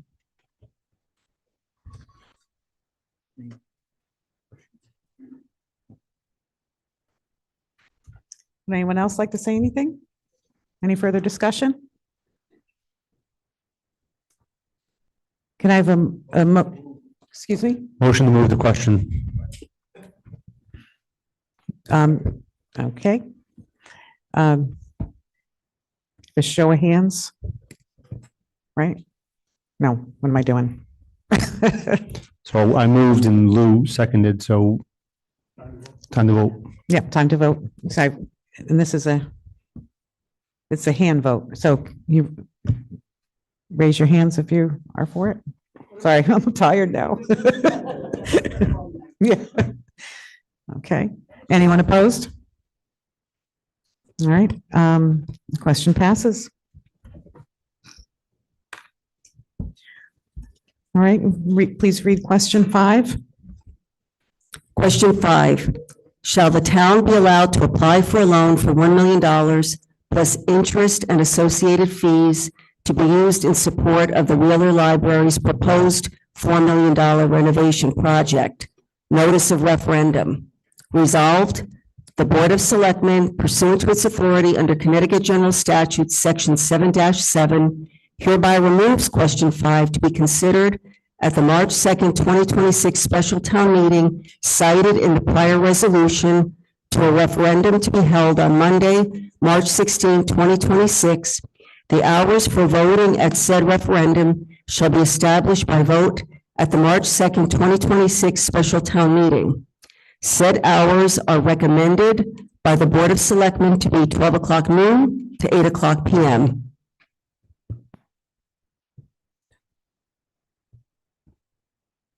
Okay, so we won't be voting on this to go to referendum. Diane Didi?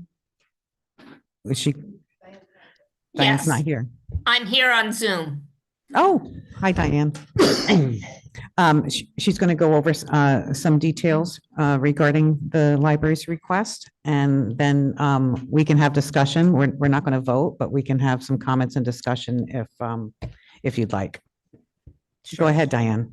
Is the library for the past 5 years has been working on this important project.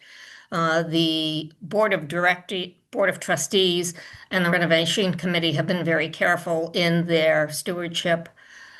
We've already raised 3/4 of this project. We received a $2 million grant from the Connecticut State Library.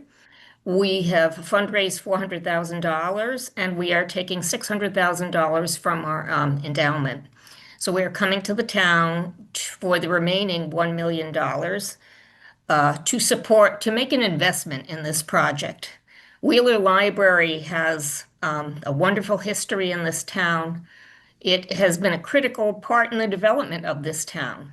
And in the past, Wheeler has supported the town. I know back in 1950, when the town needed land for schools, they donated land, and now the time has come where we are asking the town to invest in us. So this is why we are coming to the town with this request. The 3 main areas of this project are HVAC replacement, drainage improvement, and to activate space usage better. And this is because the demand for our services and facilities have been growing incredibly in the past. And we want to serve the town better, but we also recognize we won't be able to do that unless we address these critical strategic issues. And the Board of Trustees and the Renovation Committee are being very proactive in addressing these issues because certain things such as the HVAC is on borrowed time. And we know that one way or another, we need to address these. And so they have amazingly raised 3/4 of this project. And so now we are asking the town to help us with the remaining quarter. Does anyone have any comments or Ann? Yes. And Norwalk Northwest Corner Road. I just wanted to know how you plan to finance this. You had 3 different processes. He's not listening. That either it would be That would be a Board of Finance question. okay, that it would be paid the first year with no interest, or you would take out a loan, in which case you'd have to raise about 30,000 more to cover the interest on whichever loan you used.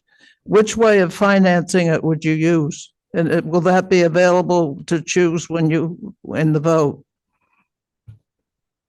I don't think the question is not going to be, what's the exact method that we're going to be funding. The question is yes or no. And like we said, I mentioned at the hearing, the method that we determined best for the town was to take out the loan for a 10-year period. That's the And method you're planning to use? That's the plan, yes. Oh, I don't support that. Well, I think the other one is much shorter and you don't have to raise as much money. We don't get a chance to vote on that. It's your decision. It's going to be our decision eventually, but the question is, do we want to support this project or no? That's the question. And the goal would be to use whatever means we can to make sure that that period of loan is as short as possible. So we don't, will it be as short as possible would be the first year, and some of us at the previous discussion said it would be like. And I would have loved to have had cup of coffee more, or- I would love to have had brush your more teeth. conversation at the hearing on that. I was hoping to get, we got feedback that some folks wanted paid off in 1 year, which would be a mill rate increase, that I discussed there, was like 1.8. Just for itself to pay for that in the 1 year. And it'd be a lower impact each year if we did it over a 10-year period. And we felt that that was going to be the most tolerable for more citizens to take if we do vote yes. We're still, we still have to, we're still talking about that, but we have at this point determined that getting the 10-year loan is the best option for the town. No, I'm sorry to hear that. But John Olson?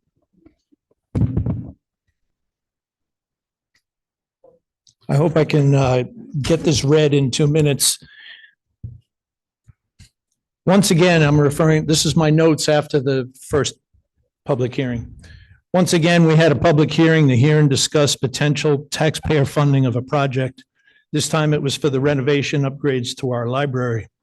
After the presentation, 2 questions were asked. Do you support the project? And if so, which of the proposed financing options did we prefer? Most of those present had not seen the numbers contained in the financial handout prior to the meeting, but that didn't deter many from immediately lining up to the microphone to express their support. As usual, this type of meeting turned into a pep rally of support rather than a financial discussion. Don't misunderstand me. Question 1 was answered with overwhelming enthusiasm. And why wouldn't it? Renovation upgrades to our library benefit everyone. Who would oppose it? But in a gathering of about 100 people, perhaps only 10 of us raised questions or commented concerning how this $1 million was to be acquired and paid. The handout gave financing options with an upgraded grand list total, a static additional revenue for the income of the town, and a proposed mill rate. It was stated that the proposed mill rate of approximately 19.4 applied to the new higher grand list assessments would achieve an equivalent amount of income to the town as our current mill rate of 28.88 applied to last year's assessments. With only a few minutes to examine and consider and attempt to understand the multiple pages of calculations, we were asked to express our opinions on which financing option we preferred.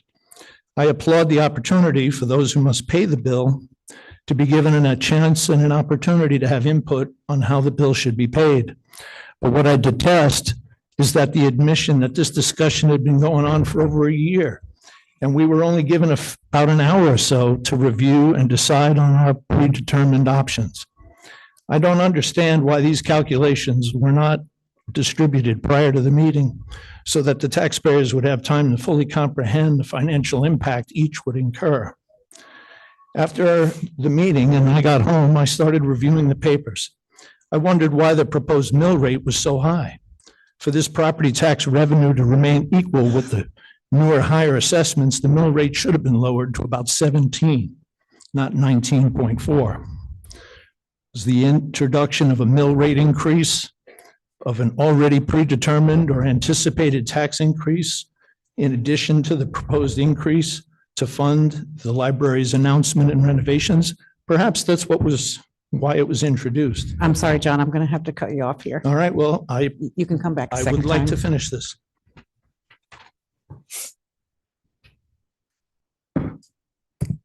Anyone else?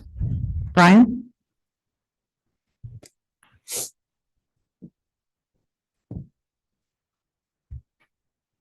Brian Rathbun, 263 Grindstone Hill Road. Okay. I'll start off at the bottom. I think we got to remember, this isn't a tear down. It's a upgrade. And I think that's very important to look at. Because when in our town have we seen an organization put up their own money toward getting the renovation done? And a good part of it too. I didn't see it in the school. I didn't see it in the firehouse. They were tear downs and rebuilds. I support the library. Oh, first of all, I want to mention, I went to a lot of the Board of Finance meetings, not all of them, but some of them, enough to understand what they were struggling with here. And they presented at the hearing, I thought, some very good options. And I trust our Board of Finance simply because we got a lot of good people that we elected to watch over our finances. And if we can't trust the people that we volunteers on the Board of Finance to do that, we better rethink things.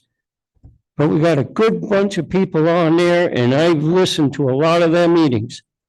And I think they're doing an excellent job, and I think they would do an excellent job. I really want to see this passed. And I want to see our library, which is in a historical district. It's a historical building.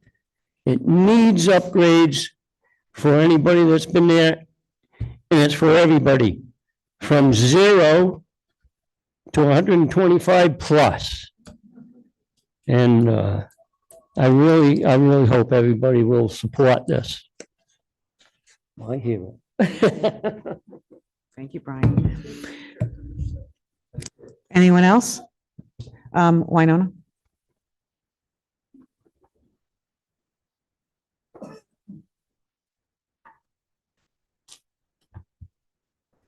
Winona Brine, 216 Casada Hill Road.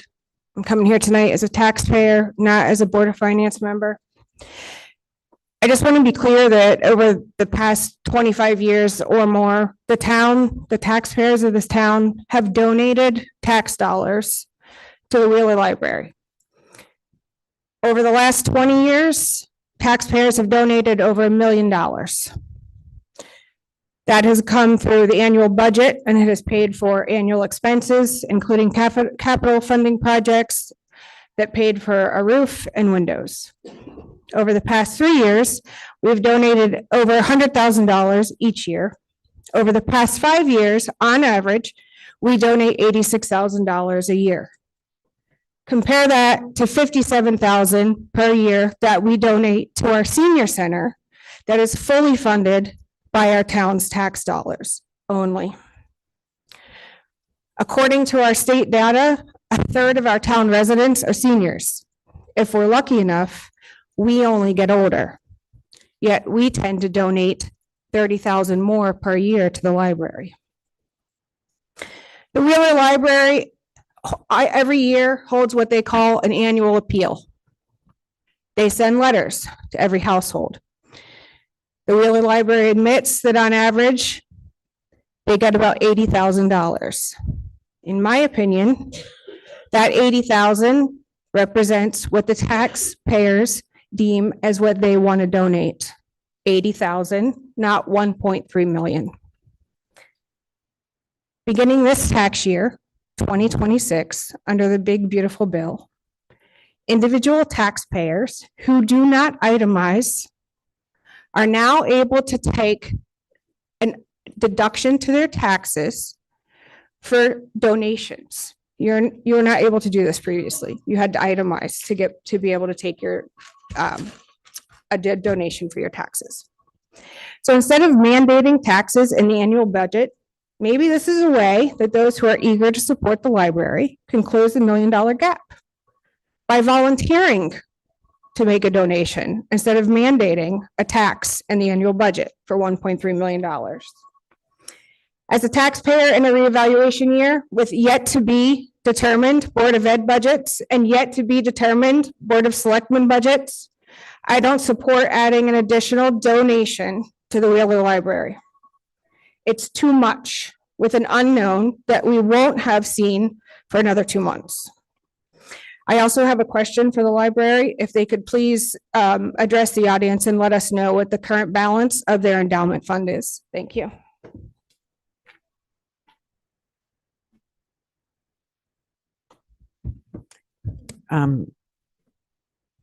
Diane, did you want to answer? Is she still on the call? Oh, I'm sorry. Okay. Then Ellen, you're next. Hi, Kate Parento, 584 Pendleton Hill Road. I don't have the exact number, but our balance is just over $2 million for our endowment. Ellen, and then. Hi, Ellen Spring, Wyosip Road. And I'd like to just address, some residents believe that the library is a nonprofit organization and we should be treated like the Boy Scouts and the other nonprofit. But the fact is the Wheeler Library is an association library and it's technically different from a nonprofit. The answer is basically the association library functions as our town's public library. It serves all the residents free of charge. It's state mandated for public library services, and it's part of the Connecticut library state system. If this library did not exist, the town would still be responsible for ensuring that residents have public library access, either by building and operating its own municipal library or by paying another town to provide those services. This model of the association library saves the town money. It doesn't cost the town money. Because the library raises private funds through our annual fund, it receives grants and it delivers full library services that lowers the taxpayers' contributions to the library. Finally, the town already relies on the central civic infrastructure that we support. It supports education, internet services, workforce resources, and community programs for all residents of this town of all ages. Thank you.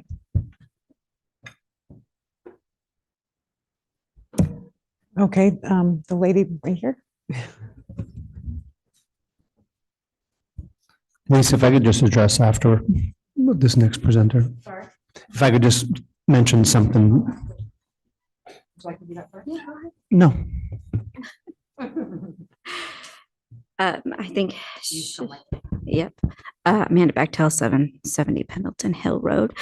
I don't actually know that if we don't have service in town, we're required to pay for them. And that's meaning, so we have to pay another town to go out of town to get the services that we're very used to here. And that means really just borrowing privileges. We lose out on all the community programs that we get. And we get really stuck on this tap dancing around. The town doesn't own the asset. And that's great because we don't pay the salaries of the people that run it. So that's not on us as taxpayers. They raise money. They ask people who above their tax contribution to help pay for the salaries and other things that aren't covered by what's in the town budget.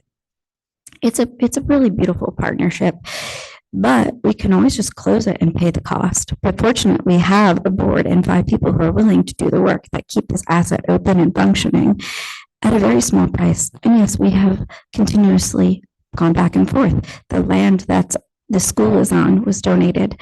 We're just at a better advantage to have our library.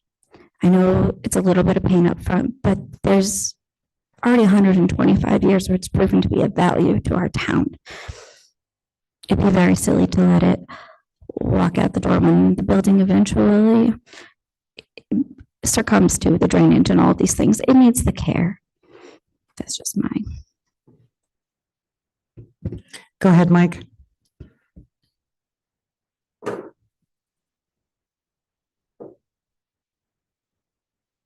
If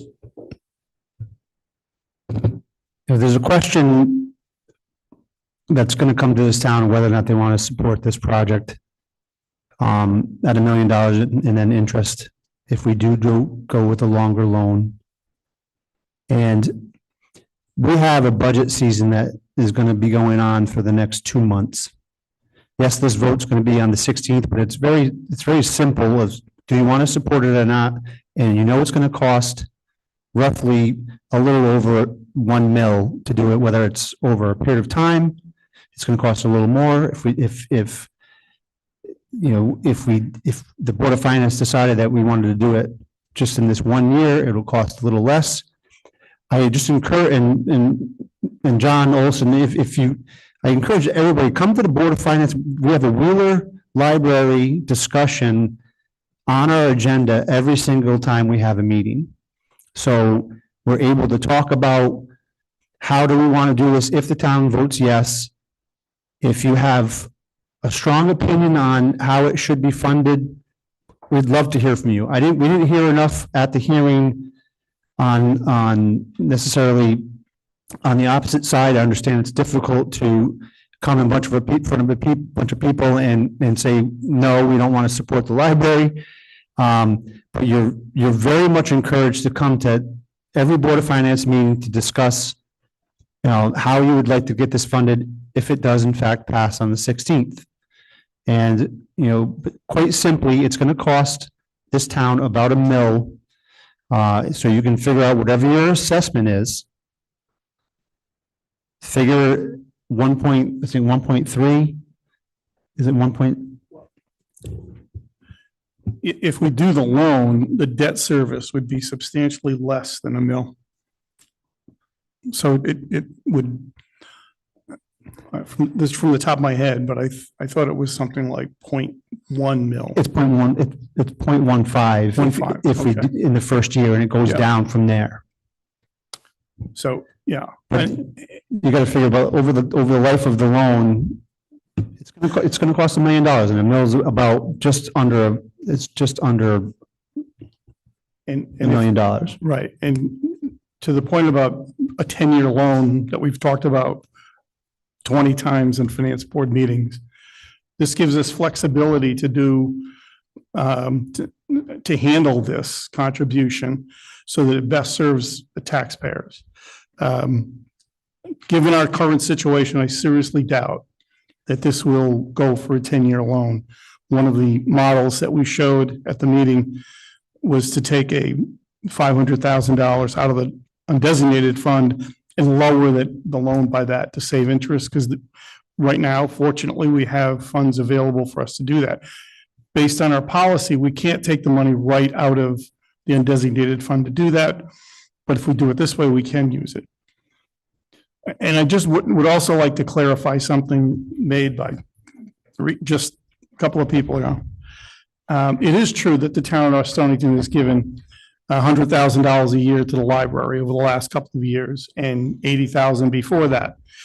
There is a really big difference, though, and that is that those dollars were used for operating expenses. They were not used to repair the building, to bring the building up to a condition we could all be proud of. It's a real big difference, and you should not confuse the two because it's comparing apples and oranges. The town will continue to see a request from the library for those operating costs. And we've actually talked about maybe limiting that for the next couple of years as we pay this loan down to the $100,000.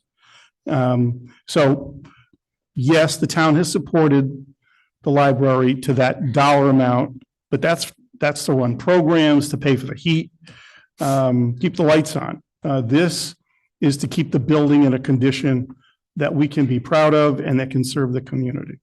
Big difference. Okay, thank you. Emily?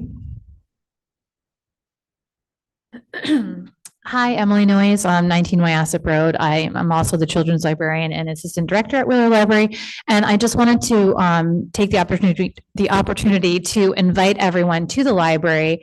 On March 7th, this Saturday, we would like to host a meet and greet so people can come, take a look at plans, ask questions of our team to find out any additional questions that you have about the project. If you have any reservations or if you haven't been able to attend the many, many meetings that we've had and the multiple presentations that we've given with those details. So please come. We invite you to do that. That's this Saturday. Stop in anytime between 10 and 1. And then that material will be there if that's not a day that works for you. And please give us a call. We're happy to speak to anyone. We want to give you the information that you're looking for. Okay, thanks. Thank you.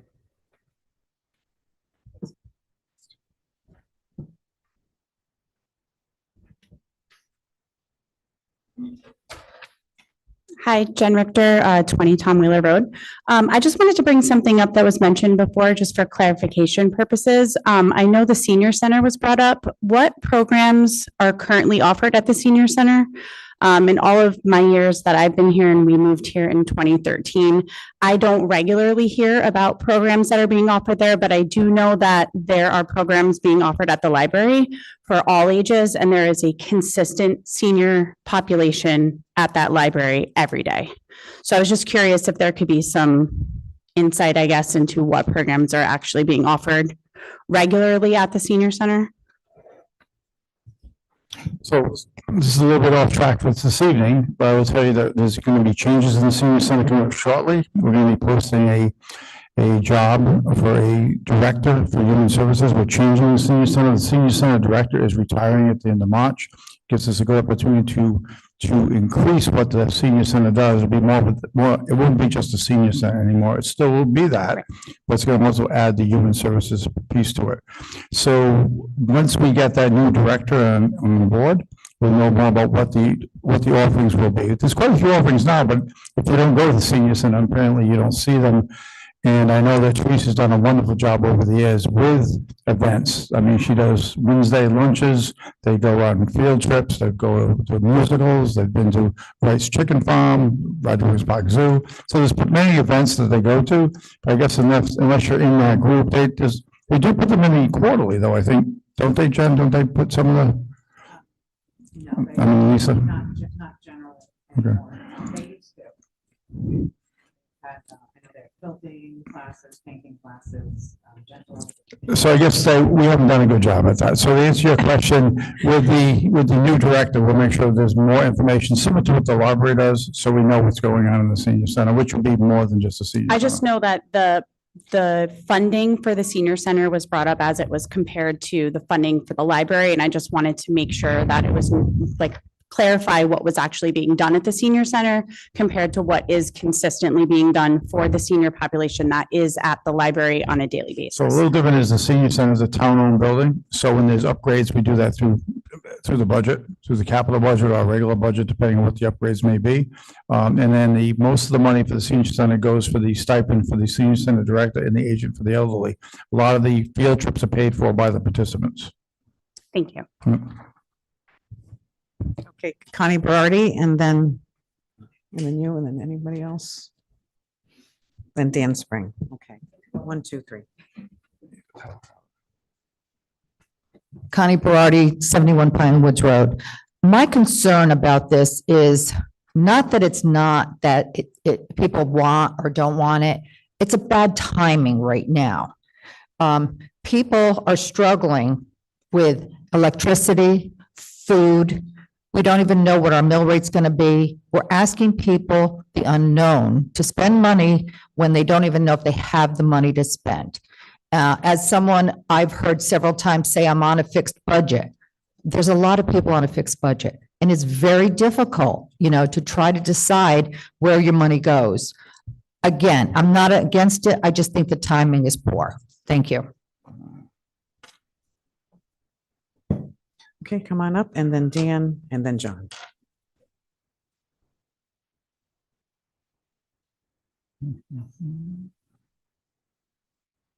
My name is Kate Moore, 12 Old Colony Road. I am a educator, a parent, a client of the library, for lack of a better word, consumer, I guess. I'm wondering, like, how much money would we have to save for us to be like, reading isn't that important anymore? Like, if we save $1 million, do we not care if kids learn to read? Literacy, early literacy is so incredibly important for children. This is one of the best ways. Times are tough. Money is not easy to go around and books are expensive. This provides a place where children that are not yet of school age can go, can fall in love with books, can feel safe, and can learn those very early things that lead to a lifetime full of strong, healthy, smart, inspired North Stonington residents. In addition to that, I have 2 children that have received in-home occupational therapy. However, our occupational therapist was allergic to cats. So we met at the library and my children were able to receive services to help them with their gross motor and fine motor during the summer when the school year is out, and they could receive these services that they wouldn't be able to receive at our home. But we couldn't do that on the second floor because they'd pass out before they were able to work on their fine motor because it is stiflingly hot. And it was stiflingly hot in 1995 and 1996 and 1997 when I was going to school here and I was going there after school. And so I understand that money is tight. As I said, I'm an educator and a social worker, so I'm not woven in it. But it's worth well more than $1 million to be able to continue to provide a safe location that not only promotes literacy, community, and provides a place where there are families that are in much harder situations than myself and my kids and my husband are, and this gives them an opportunity without the expectation of them coming out of their pockets. My children have participated in the summer reading challenge over the last couple of summers. Like, it's an invaluable service that I'm just wondering, for those of you that are like, it's too much, and I know it's a lot for, and I hear it, they're playing the music like if I won an Oscar, but I'm just wondering, like, if we said, hey, we're gonna lower your mill rate by 2%, are you like, cool, kids don't have to read anymore? Like, what's the point? Like, don't we want that early foundation that goes until you're like even older than my mom? And I'm sorry, I don't know how it's a question. Like, what is the price on providing this place that is so amazing and keeping it here in North Stonington instead of us having to go to Groton, New London, or all of those other places? That's all. Yeah. Dan Spring. Good evening, everybody. Some may know me from the past, but my name is Dan Spring, 231 Wyosset Road. And I am a past chairman of the Board of Finance, getting involved back in 2010. I'll just take a quick snapshot for you of what was happening in 2010. 2010, around this time, the historic village was flooded. Dam broke. The roads had 4 or 5 inches of water running through it. We lost all the bridges in the town. We had no reserves. No, I'm telling you, no reserves in our undesignated fund. And we had to go out and borrow money. And we've come a long way since 2010.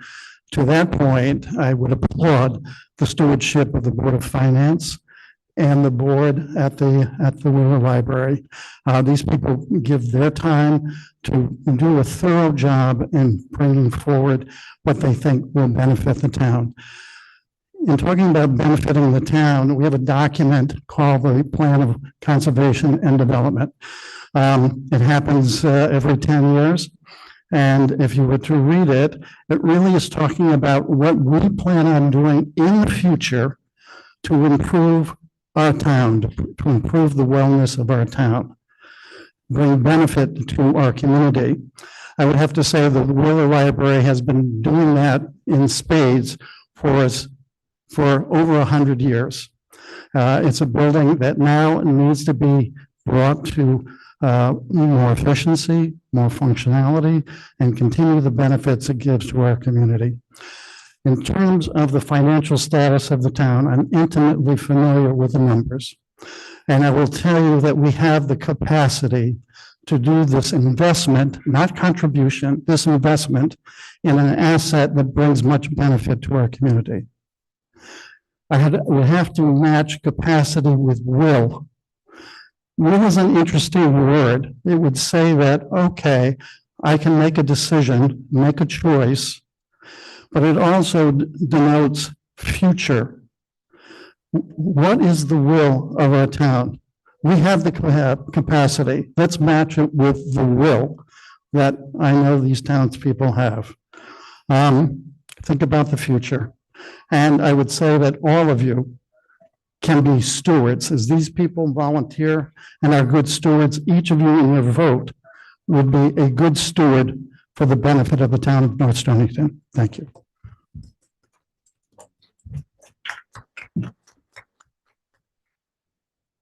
Okay.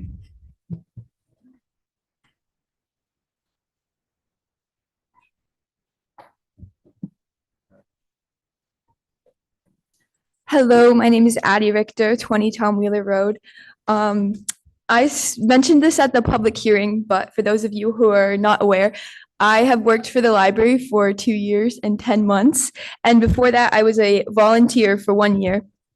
And I love our library so much. I encourage you guys all to come on this Saturday to come check it out. Come see all of the kids that will be there for Take Your Child to the Library Day.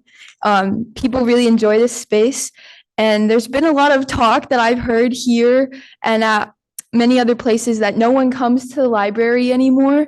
That's so not true. I went there right after school today and I could not find parking for so long. I parked in the weirdest spot because I couldn't park. There was cars everywhere. And I walked in and I was like, oh my gosh, like what is going on? There's so many people here. And there was just people there enjoying the space that our community offers.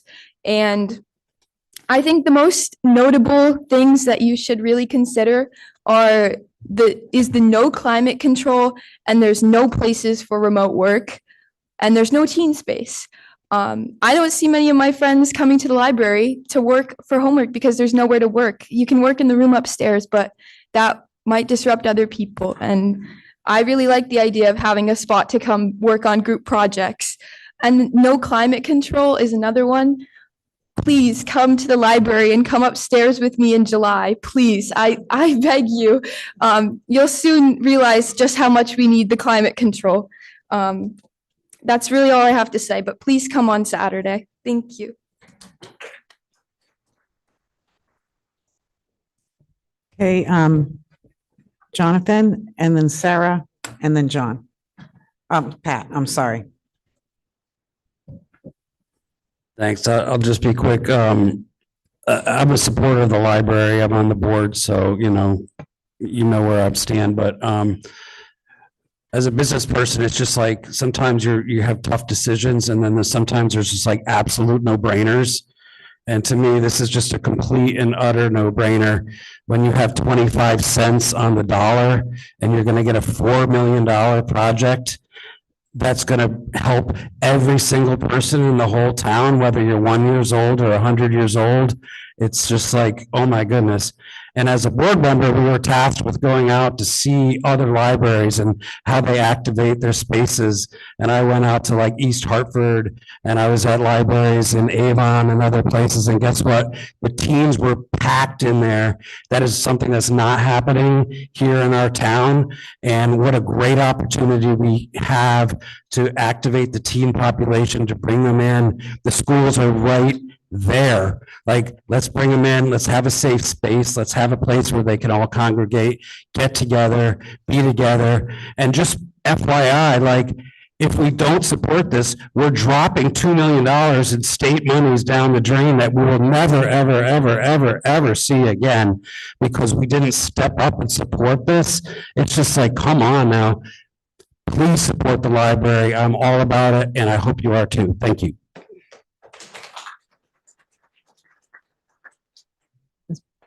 Sarah Nelson.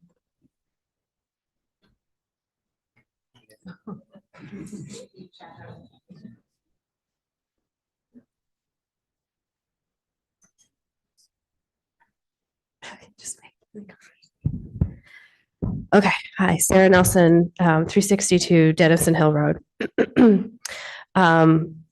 So as was stated earlier, I love this town. I've been living here for about 13 years, and I do want to speak in favor of the Wheeler Library tonight. This library has served our town since the 1900s. It was actually built from Westerly granite by a family that believed North Stonington deserved a place where ideas could be discovered freely. That building is still standing, that mission is still alive. And tonight we have, at our upcoming vote, we have an extraordinary opportunity to be able to move this forward. Libraries are very interesting because a lot of people think of them as an old thing. But I know when I was in high school, the first time that I used the internet, and now I'm dating myself, was at a library.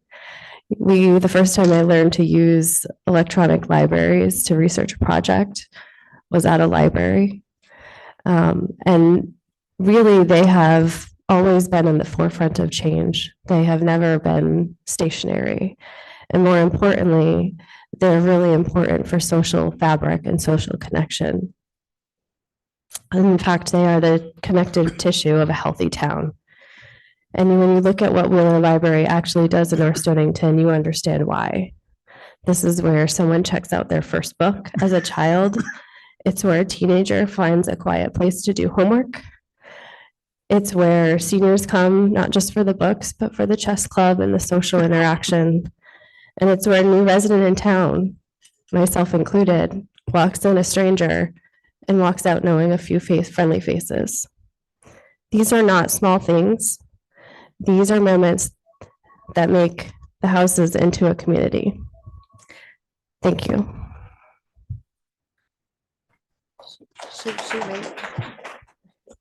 I'd like to add that my sister Michaela, once or twice a week, she will go to the library to do her homework and study and read books. And I've seen her talk about it and say that she loves the library and loves having a quiet space to read and study. And I love our library too. And I know our whole town does too. And I really hope that everybody votes to have our library and keep our community strong. Thank you.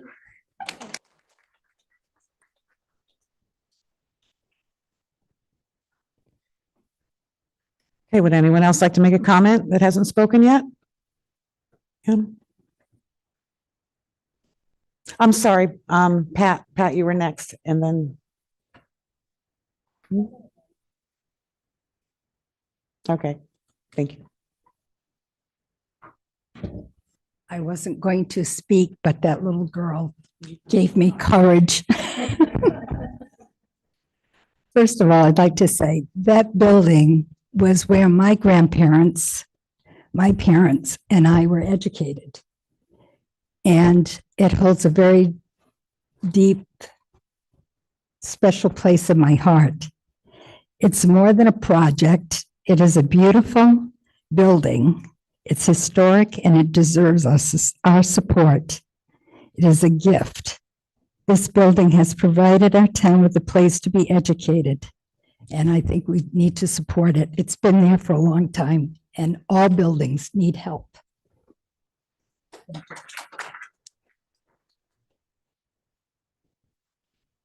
Okay, Pat Lewis.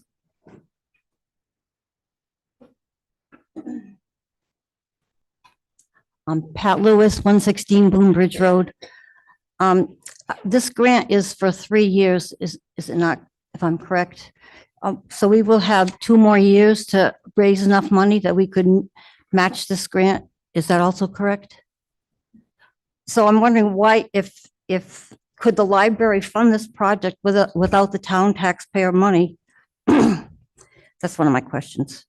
Another question is, I've been asking for a cost analysis and I haven't been able to see one. And they've told me there's a cost analysis done. And I've looked on all of the YouTubes and the minutes and there's nothing to be found. So Wyona brought up her cell phone and there is something there, but it's not the public has not been able to see it. So if you send out postcards, I wish you would send out the cost analysis of what this project is going to cost. And I'd also like to know when the improvements are done, how much the new expenses are going to be and how much of those new expenses are going to be passed on to the taxpayer, especially if the HVAC is all electric.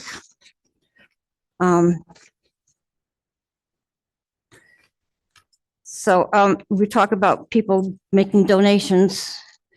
If we had 1,000 taxpayers in town give $1,000 and write it off on their taxes, which they can do now, that would be $1 million.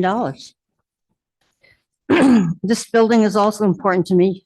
My father graduated from there. I took physics courses on the first floor where the computers are now. And my aunt graduated from there, and her husband, Dudley Wheeler, also graduated from there. But I do love this building and I'm concerned about it. But I do think that this was a bad time to ask taxpayers to fund this. And I'm disappointed that it's even going to have a referendum instead of going to, like with the budget, a budget vote at the same time. Thank you.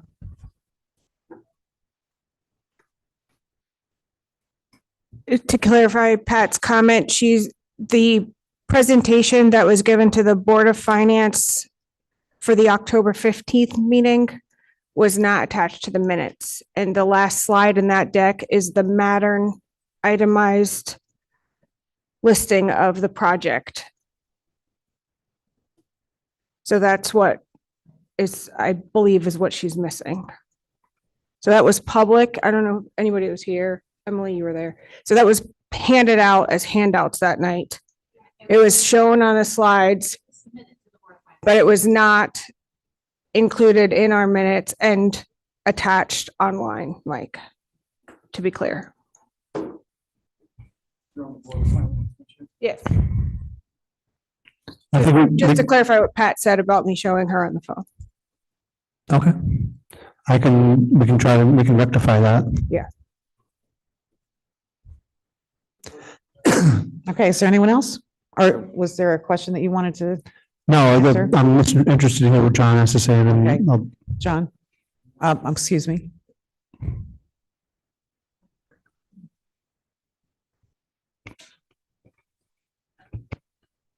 Ben Bueller, 350C Cossack Hill Road. I am also a trustee of the library as well, but several times timing has been brought up. The renovation project that we're going through, like we said, is a $4 million project. A large bulk of that project, off the top of my head, I think it's $2 million, is this HVAC system that is $1 million, sorry, of the project. So a quarter of the project is the HVAC system, which is sorely needed. That aspect, getting AC onto the second floor, was part of the renovation plans. The last renovation in the early 90s, over 30 years ago, but was cut because of budget crunches in the final project. So we're well overdue for those upgrades. It was 30 years ago that we tried to do that.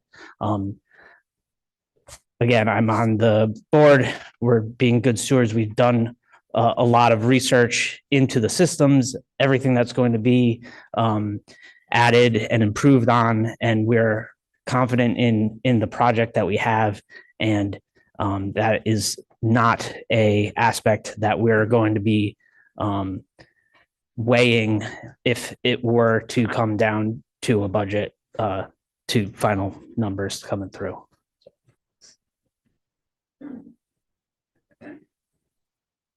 Anyone else? John Olson?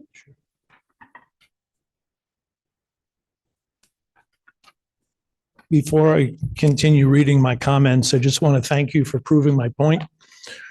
We just had another public hearing. The majority of the comments were pro-library, pro-Board of Finance, pro all the people that are involved in putting this together. We even heard about the tally to the town.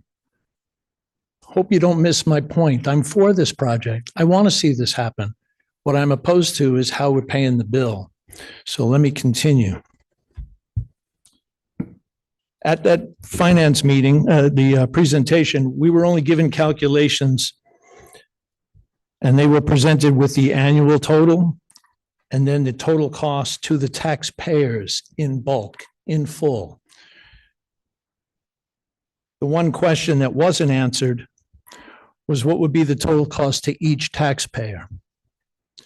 And that will depend on which option was chosen. We were given 4 options that night. We're now hearing that you have your preferred, yeah, there were 4. One was rejected immediately, and then there were 3 others. Okay, sorry, I saw the surprised look. Okay, sorry. The options that were presented were either to pay it off in full, 10-year loans with either semi-annual payments, annual payments, and then a 10-year loan with the use potentially of the undesignated fund to reduce the cost. Either way, the minimum is $1 million. The sum total is $1 million plus some interest.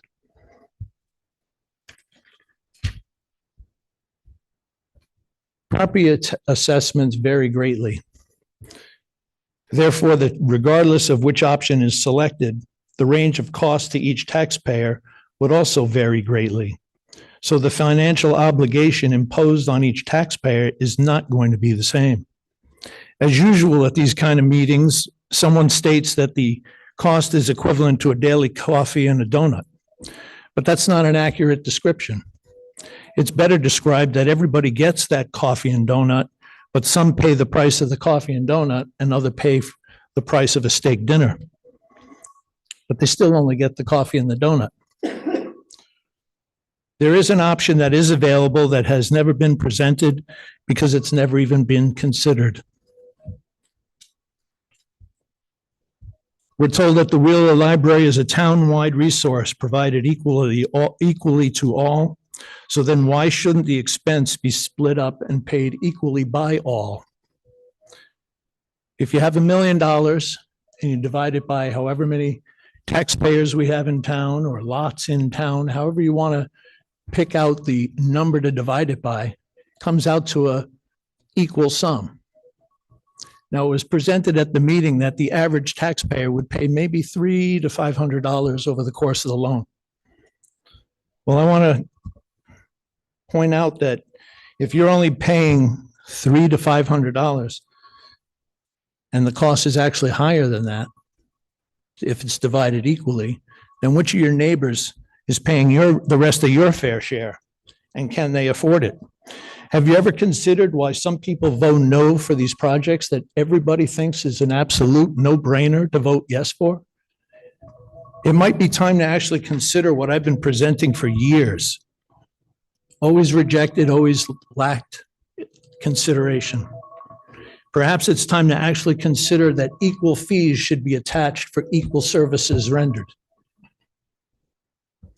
I've been suggesting it for years. My time is up again. Thank you. It was more than up. Does anyone else? Brian, or does anyone want to speak that has not spoke yet?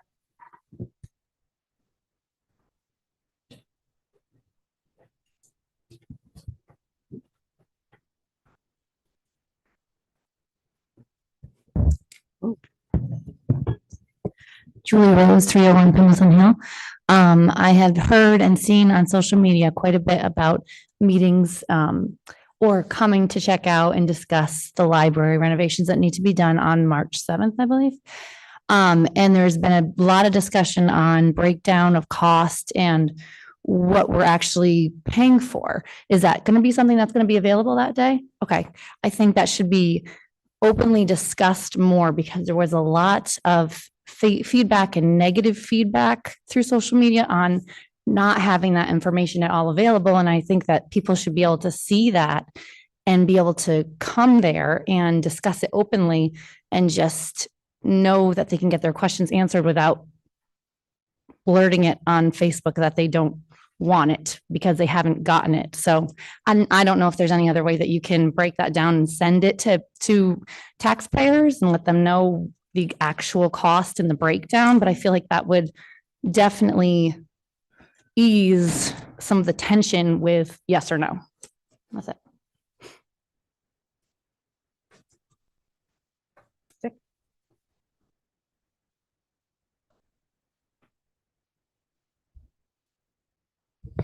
I'm going to talk about the historic district again.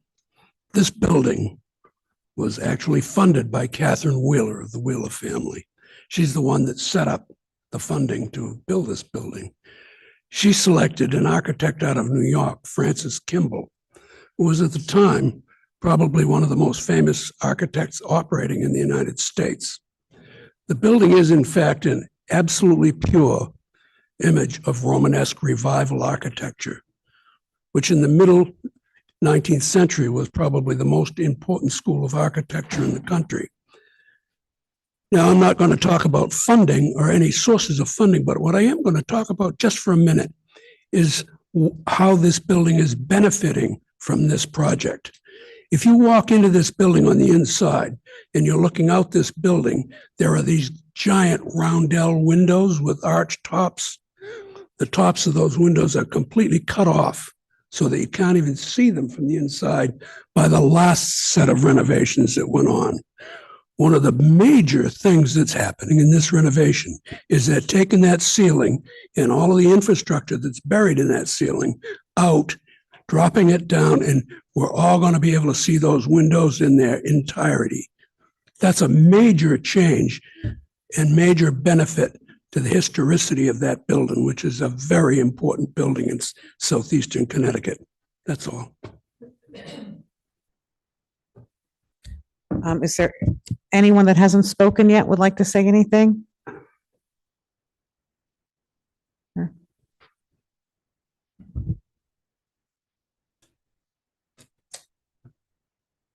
Ogden Carroll, Asap Lake Road. So a couple of observations relative to this. I mean, in general, I'm supportive of it. Lived in town for 25 years, and my kids will chide me in front of everybody for waiting like 23 of those to put air conditioning in my house. And there's nothing like valuable in my house for the most part. So not having that in a building that's actually trying to, maintain important documents and books and things like that that matter. That's a pretty important thing.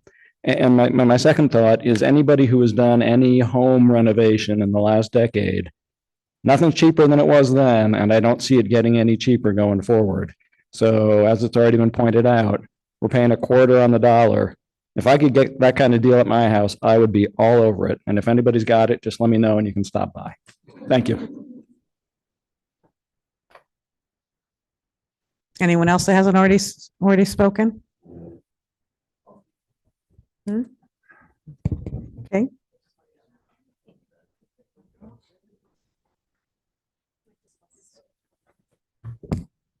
Mike Anderson, 83 Cedars Road. It's hard for me to have the two hats of I'm the chair of the Board of Finance. And you try to stay neutral on issues. But I'm also a taxpayer. I'm also a patron and huge fan of this library. And to Ogden's point, this project is not going to get any cheaper if it's pushed off. They want to start the project as soon as possible. I would love to have had a longer period for hearings and other informational things and more feedback. I don't know if it's going to get us exactly where everyone would feel comfortable, but it's a no-brainer project. To John's point, we have to take care of this asset. It gives so much back to this population. It brings such community to this population. And to Dan Spring's point, personally, I know the numbers. I know the numbers intimately. I feel like we have the capacity, and we just have to have the will.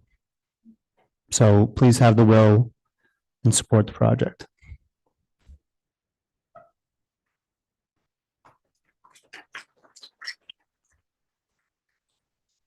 Anyone else that hasn't spoken would like to speak? Okay, I'd like to wrap this up, so you can come on up just for a minute if you want to, and then Brian, okay? But if it's okay, you'd like to wrap it up. I'm going to talk fast. I'm still Kate Moore at 12 Old Colony Road.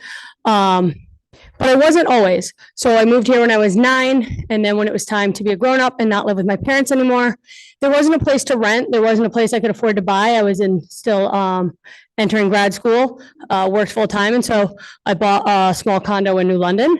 And then after I got married, still wasn't a place for me here in town. And so I bought a house in Waterford. And unfortunately, my father passed away, but I was able to kind of inherit and come home, literally.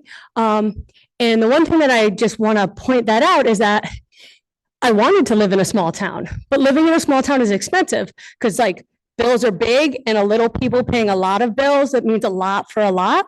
So if you don't want to have the small town, then you have to pay for that, right? Like I get it. There's about 5,000 of us. A lot of us are kids. But so yes, it's going to mean paying more so that my kid is in a class of 14. In New London, it would be 23. In Waterford, it would be close to that. Like we're getting what we ask for of a small town, but we do have to pay for that. No one's bills are going down. The cost of everything is going to continue to go up. And so it is going to continue to get more expensive to live here. But what we're getting in exchange for that are the things that we're constantly saying we love about North Stonington. It's that I know that you're looking at me and you know who my kids are. I know you've helped them, right? And like we see each other, we know each other, and we stay for a reason, and that reason comes with a cost.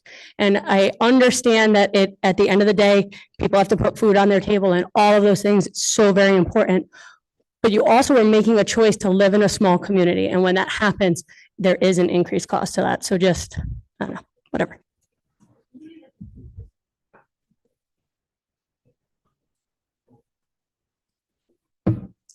Okay, Brian?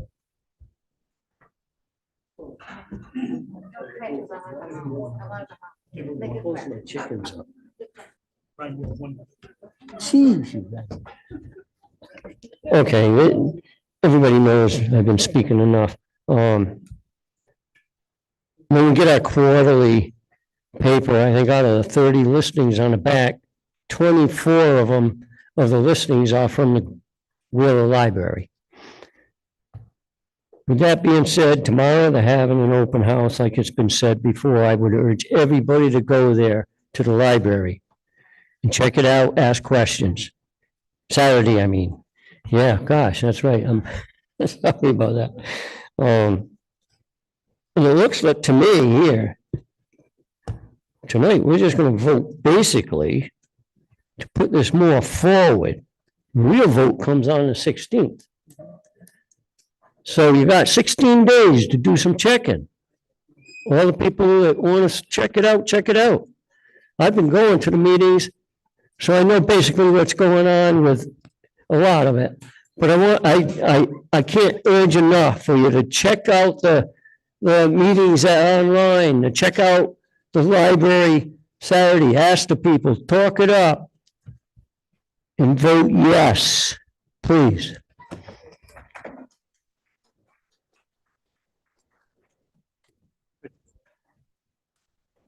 You just move the question. Huh? All right. Is there a motion to move the question? Ellen Spring? Second, Ann Norwalk? What's the matter?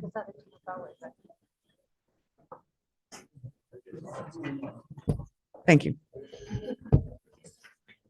Okay, so the discussion is closed for question 5. But what I do need is to ask for a motion and accept it, and a second to accept the voting hours suggested by the selectmen for March 16th from 12 noon to 8 p.m. Ellen Spring and Linda Coates seconds. And also, okay, so all in favor of voting hours from noon to 8 PM? Anyone opposed? Okay, so that motion carries. And I'd also like to state for the record that starting tomorrow morning at 8 AM until the opening of the polls on March 16th at noon, up until then, you may go and see the town clerk for an absentee ballot, starting tomorrow morning at 8 AM, all the way up until when the polls open. So with that, I'd like to adjourn to a referendum, as the meeting will reopen at the end of the vote. Okay? Adjourn to to a referendum. We're not closing the meeting because that'll be closed.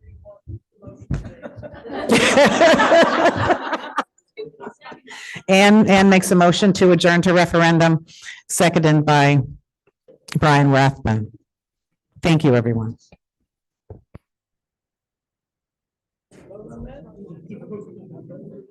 I think it's done. Okay. Tell everybody about the lunar eclipse tomorrow night. Past my bedtime.